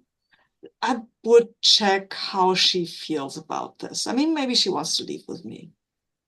Well, I Maybe mean, she you were the one doesn't. who convinced her Yeah, I to know, I know, I know, I know. I will stay until we have had this one drink and have relaxed a little, and she has relaxed a little, and then we can go back while Jiang Hu is off doing what he loves. yeah. And I'm just everybody's happy, right? yeah, I'm Yes. gonna bundle in your earlier 10 Hmm. plus to get her to come with you in the first place and just say that all kind of entails like having a drink and finally getting a chance to relax. I would like to comfort and support her. I know she's an NPC, but I feel I still can do that because you said she was a little rattled, right? Yeah. Oh, When it's a when you assist a fellow PC. no, so Okay. that's a supplementary Mm. Mm. rule. Mm. Oh, okay. So it just Yeah, says right. if you have a bond with someone, which oh wait, no, it just says you can spend that bond. No. Um, Yeah. uh, when you assist Hmm. a fellow Mm. PC role, um, so in this case, would you say it's like a new hearts and minds, perhaps, or even? I mean, you're not Impress, trying to maybe? improve. No, I'm trying to. I don't try to pressure her. I don't try to impress her. Yeah, I yeah, yeah. try to be nice to her, actually, or help her a little out. Yeah, Maybe I don't have to roll for this. I was Maybe gonna it's say just. like because I don't know Mm, necessarily if there's anything yeah. particularly like interesting in the Oh, case of failure. I can almost it's just say it's you oh succeed. it's overcome, obviously. I Hmm. need to Okay. overcome my own reticence. I want her to feel comfortable and ignore my own complicated mess that's going on in my head because I saw this Jiang Wei and I really want to look into that. But now I'm here because Jiang Hu had said it would be good for me and I think it's good for her. So I want to overcome this whole mess and be a good person and help her out. Yeah, Does or that make sense? yeah, I'll offer you this as well. I mean, if it's inner conflict, it sounds like you almost sound torn between wanting to stay here and make sure that Dancing Phoenix is okay Yeah. and wanting to go Yes. back to Yeah. And make uh sure that no other creepy zombies get out. Yes. yeah, Yes. I'm yeah. very, yeah. Okay. I will Well, roll that. Ooh, and then maybe I can flee the scene. That would be so fun. yeah, I like this. Yeah, Okay. let's go with it as inner conflict, Okay. Okay. which That's means you do get cool. to mark XP. Okay. I should have marked the other XP before I Yes, you XP should have. log. I think I will roll this with wood again because patience. Patience is what I need now. Absolutely. I think that's 10 out of 10 Yeah. association. Maybe we'll see if that's 10 out of 10. It's Was a probably 10 out of 10 in my heart. it's a 3. That's not a Yeah. 10 out of 10. It's not a 10 out of 10, no. That's not a So oh. So so I make things much worse. yeah. Yes, How please man. do do Gangster that. time. Uh I'm gonna come back to this. Yeah. Jiang Oh. you're gambling. Normally I would be like, if you just narrate a vignette here, I'll let you clear an element, but you literally have no elements to Yeah. clear. Um, so da, da, da, da. Maybe so I'll come back with a tray of drinks and another wooden cup. I'll hand the wooden cup to Red Crane and just say, shake it, put it on the table. Don't lift it yet, though.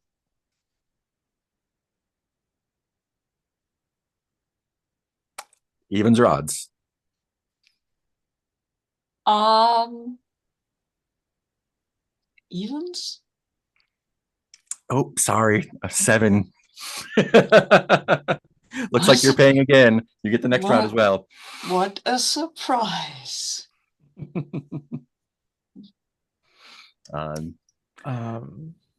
But I mean, your bad luck can't hold out for very long. So if you would like to try again, Jiang Hu, my bad luck has held out for, I think, 23 years. it can't hold out forever, can it? It can. It can. What can we do to break this with you? Oh, kill me so I get reincarnated, probably. Nope. That's not funny. I mean, there are plenty of people here who would do that for you, but I was not. I was making a joke. oh, well, not funny. I know. I'm not very good at making jokes. Well, now that we're having another round, you'll have to have the second one with us as well. On you, of course. Okay. Fine. Cheers. I would like to get into some kind of trouble. I'm not sure exactly how. Well, I can roll the miss. It might be a little bit of a loose interpretation, but really it just says things get worse. It doesn't necessarily say, I mean, for whom, or I'm just going to interpret it as the situation is going to deteriorate. Fair. I like that. And it gives me an excuse to make things have some trouble. I do have sort of the funniest possible answer in mind, but what do you think? I'm Tell us. So here's the thing. So Jiang Hu was like, how do we like break the streak, right? What if we sort of see, like you two getting drunk or gambling and like people are joining the table? What if Red Crane is, I mean, if you're okay with it, what if we do indeed like see you like you're gambling and you get like the biggest winning hand? And there's just like that moment where you go like, wait, hold up. And then someone fully thinks that you cheated. Like you just like fully won like all the money of the biggest, baddest gangster here. Perfect. That is perfect. Yes. Also, Red Crane, what did you roll that inner conflict with? Wood. I will mark it. Yeah, go ahead and mark it for me, please. Yeah, I need someone to comfort and support me at some time, but yeah. I'm trying to comfort and support you. I think with the that's not working right now. Do they have to accept the comfort and support for it to work? Yes. Would you accept the comfort and support if it was offered? Red Crane. The problem here is I don't even understand that this is a comfort and support for me. I think it's a comfort and support for him, which is why I'm still here. That's true. That's true. So he's just having fun. Yeah, I'm here because I don't want. Because my friend asked me to. So there are two ways to clear marks off elements. Either using the comfort and support move, or by a natural healing process in a montage between scenes.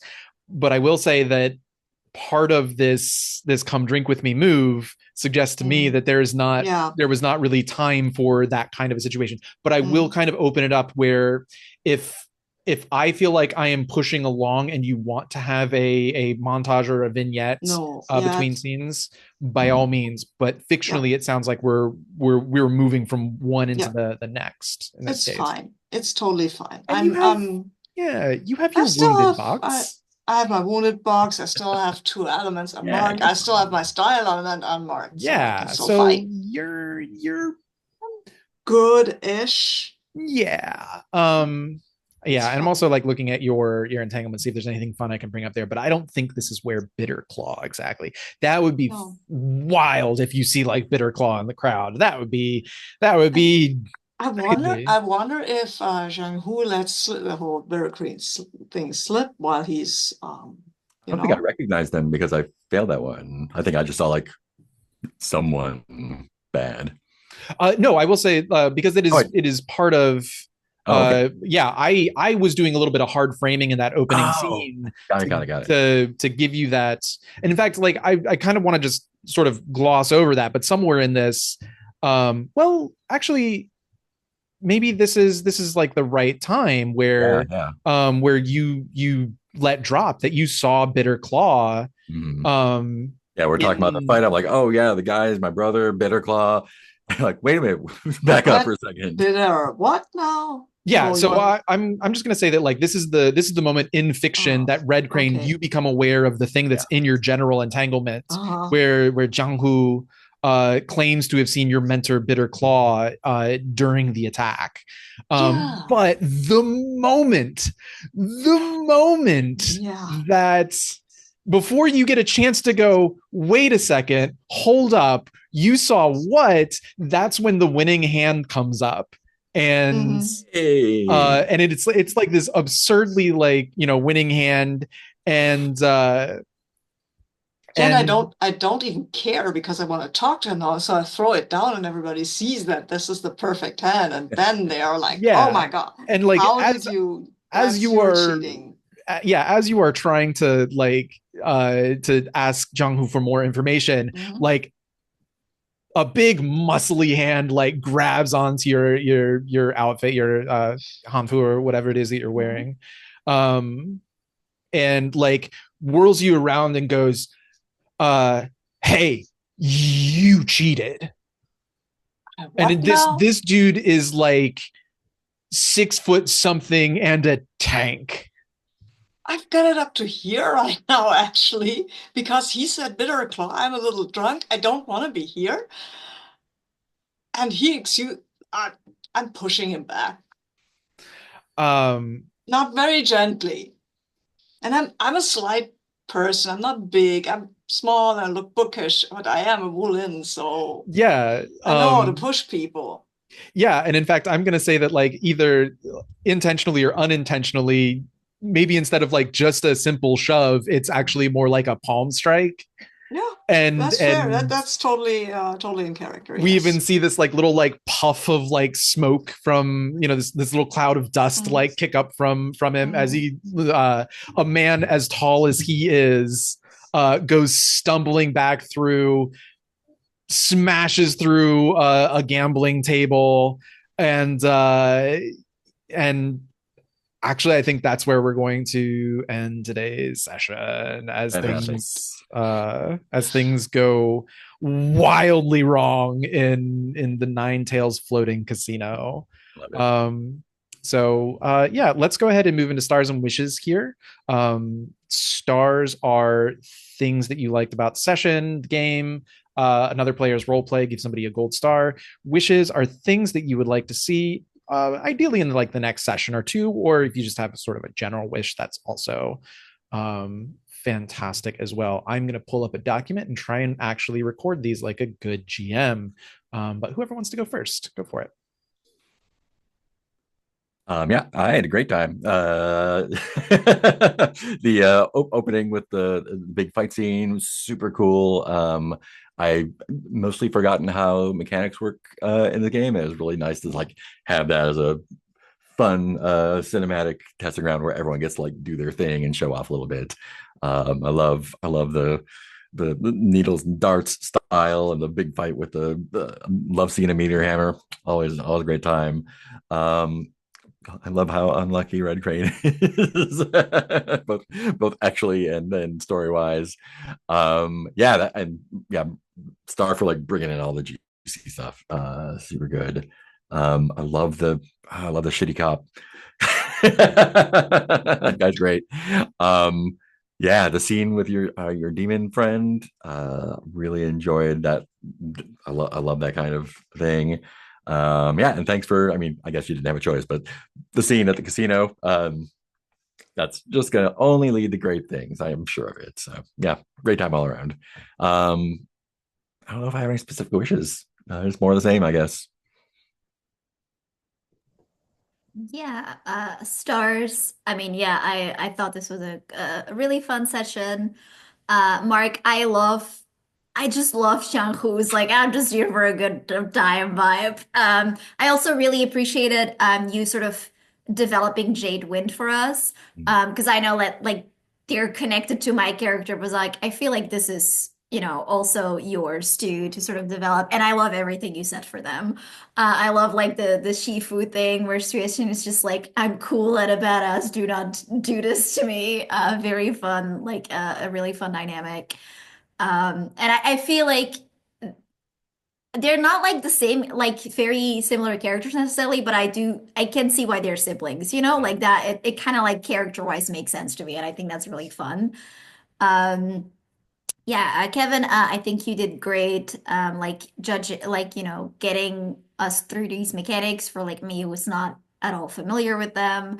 A really cool like scene. I love the Xiao like stepping forward and reaching out for a second before sort of pulling herself back together. I thought that was very cinematic, very Wulin.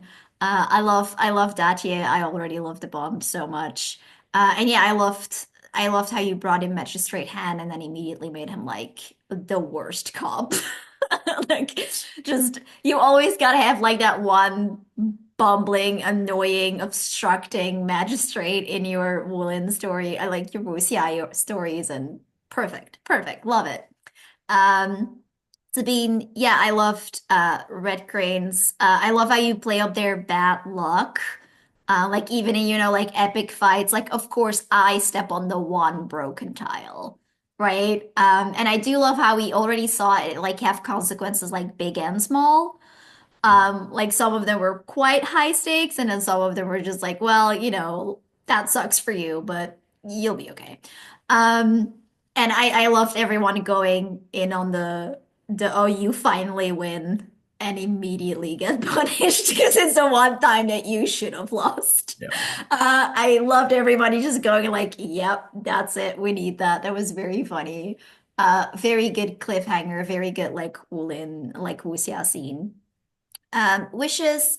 Um, yeah, I was actually planning on Xue Xin like intercepting Red Crane and being like, "Hey, I need your Mhm. magic knowledge," because I do want to avoid being like the bad guy character that's like always by themselves. I do want to bring it back to like us as PCs. Um, I don't know if that's still gonna happen, but it would also, I feel like, be very embarrassing for Red Crane to have Xue Xin like walk in while you're in the middle of like a bar fight. So that might be extra fun to bring it back now. And Dachi be like, really? That's the one that you're going back for? So yeah, that is my wish, basically, like bring it back to the PCs, although I did love kind of going off on myself by myself. I want to follow up on, yeah, on the lead we got and see what the hell is going on there. Um, yeah, I think those are my biggest wishes. And I guess I saw that there were like some fantastic basic moves, so I guess I want to see if we can get some of those on the table as a bit of the starting tutorial game sessions, and see sort of what they do and how they influence the story. Yeah.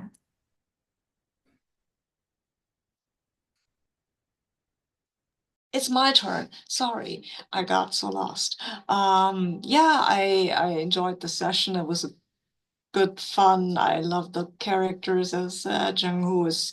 I love having this kind of scoundrelish guy, and I love the whole. Yeah, now you come drink with me, right? And I was like, okay, okay, okay, fine. I love that you didn't let this just go because I think Red Crane needs a little fun in their life, but yeah, well, and I love your suggestion with a good hand at exactly the wrong moment. That was peak. I also love this conversation with your demon. That was so snarky on both sides. I love how you play that move that you were thinking about. And I said I would love that. What's it called? Crimson Charm, I think. Yeah, Yeah. I saw that and I was like, oh my God, this is so perfectly played. So yeah, yeah. And Kevin, great great jamming. I had a lot of fun. I like how you responded to all our bad rolls. And I feel I apologize, but it's not my fault that Red Crane's unluck is rubbing off on our dice. That is not, I do not feel responsible for that. So yeah. Yeah, that the dice won't. Well, maybe they will get a star. I mean, it's always there's always some fun if they don't do what you want. If we're all super successful all the time, that would be kind of boring too, right? And I got to talk down this magistrate asshole. Yeah, that was also fun. And wishes wise, I mean, thank you for reminding me about these supernatural basic moves. I forgot about them as I usually do until someone brings them up. I've played this before, so yeah, I'd love to see them, and I'd love to get into this mystery. And I would love to have a scene with Xue Xin. Yeah, because yeah, I want to be awkward. Um, yeah, as if I hadn't been already, but we'll see how Red Crane can get right in the face. Yeah. Fantastic. And that leaves me. I've been here the whole let's get on a rather show. Yeah, I wrote down a star. I wanted to star Jazzy and Mark working together on developing Jade Wind. It's an NPC you both kind of share obligation to bring details to, and I love that you're working together to create this NPC. And it's just really fun to watch you guys do that together and watch this character come alive. Can't wait to see more of them as well. A character with a student is something I don't think I've seen in the games that I've played. So I'm going to ride that pretty hard. Yeah. And of course, now I'm blanking, but people had some great stars as well. I went into the dodgy scene like in a total fugue state and was like, I don't know, let's just be snarky. That said, though, if I missed a role like Crimson Charm, by all I means, don't think I like mechanically hit it because it's when okay, you shut down it's basically when someone is like when you behave in an aggressive way towards a friend or companion with taunting, harsh words, or shutting them down, clear an element and roll. I maybe we could have argued like, oh, I'm doing that to Datie, but I think it was more so like I'm kind of setting up that this is like Xue Xin's character. Like the same with Jade Wind. I don't think that it like mechanically okay. quite triggered that, but it was kind of like setting up like this is what she does when she gets like flustered. Yeah. Well, when you feel like it kicks in, by all means let me know because I am absolutely going to forget that you have that move. Um, just like kind of in general. But also though, sort of in that similar vein, the moves that did get invoked today, Come Drink With Me, and Book of Heroes, were both really fun to see. And like I said, I really kind of enjoyed still getting to kind of play to the letter of Book of Heroes while sort of interpreting the fiction maybe slightly differently than what the move seems like it was intended for. And all in all, I think it told a really good story. But yeah, stars to you guys for letting me sort of like just throw you in cold into a conflict and just kind of like see what happens there.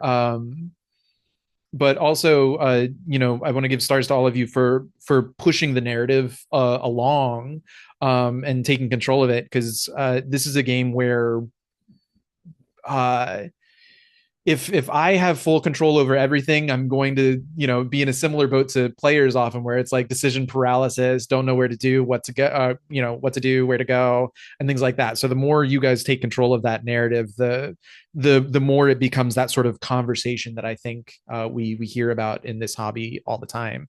So yeah, especially like Mark Star for Come Drink With Me and taking the story to this place that now it's like we didn't have gangsters before. They were not like in my pre-write, but now I'm like, yeah, sure, I'll draft up a little gang really quickly, and they might become relevant to the story, or at least as a B plot. Who knows?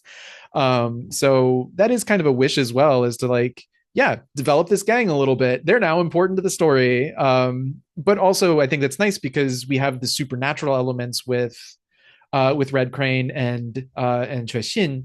And so Jiang Hu brings this like really cool, more sort of grounded element that lets us have a real world that gets influenced and manipulated and fucked up by the supernatural elements of the world creeping into it and mixing into it. So yeah, I'm a big fan of that.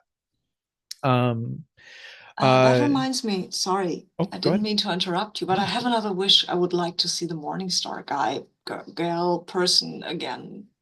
Oh, the meteor hammer. Yeah, the meteor hammer with the Jingwei tattoo. Yeah, absolutely. Meteor hammer fighter, absolutely. With Also star, because that's the coolest weapon that gets forgotten so often, and it's so cool. It's just awesome. I love it. good. I'm so glad. It is a really fun weapon that is just like oozing, dripping style.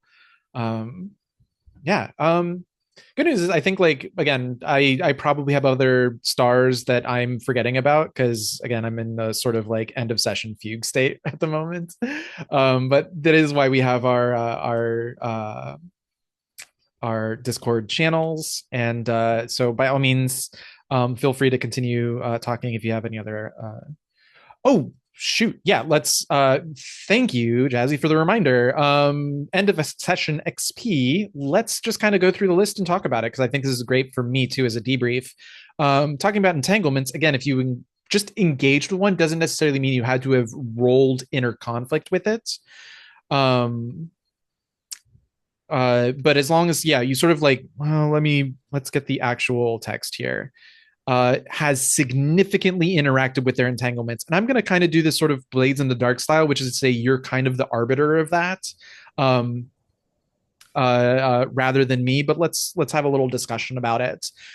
So Red Crane, your romantic entanglement.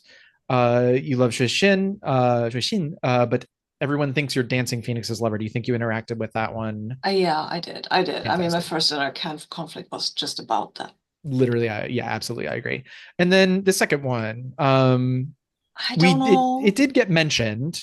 It was mentioned, it was setting up the fight, but I think I don't know if that was a meaningful way to interact with it. Yeah, I would agree. I don't know if I would call that significant interaction. No, I don't think so. I will grill Jiang Hu next time about the whole thing. Absolutely. If we ever get out of these gangsters, or I love having a discussion with Jiang Hu while we are fighting gangsters. Oh my God, yes.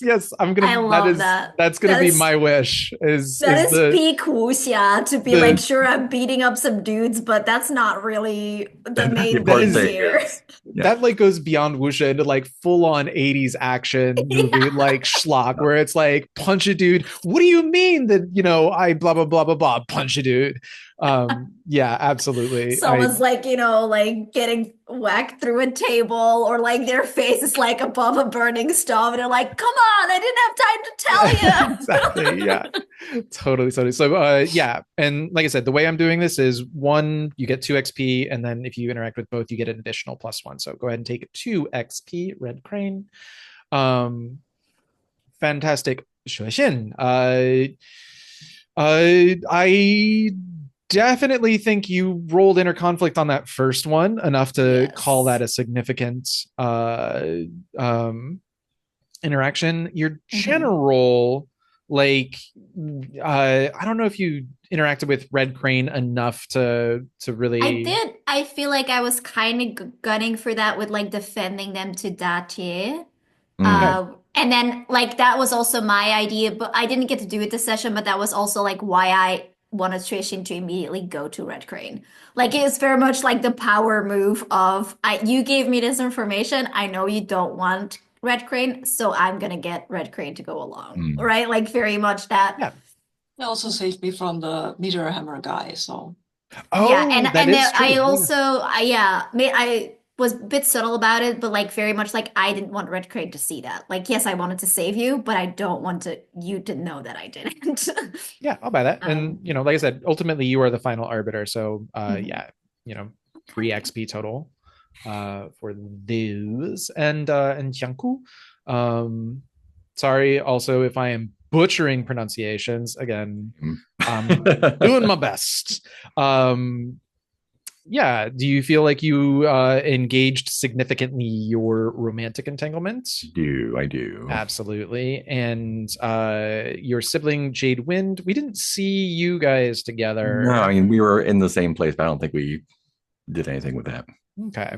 Um, Um, is taking a loss in a conflict. I didn't take a loss. I just lost. That doesn't count, right? uh, uh, uh, when you got like pinned in the overcome Yeah. roll.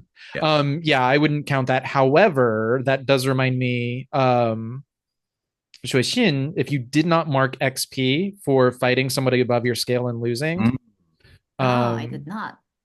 then give yourself 1 XP for that because you did, strictly speaking, take a loss.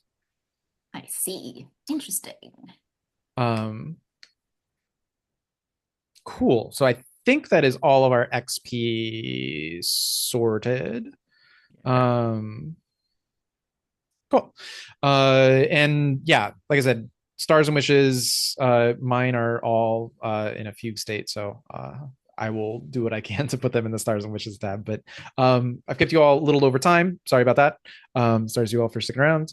But also get out of here. No, I'm just kidding. Thanks you all again. It's been really fun running for you all. And yeah, I can't wait to see you all again next week Yeah. and get into the Nine Tails. yeah. Yeah. All See right. you around. Thank See you you for next time. running. Bye. Bye.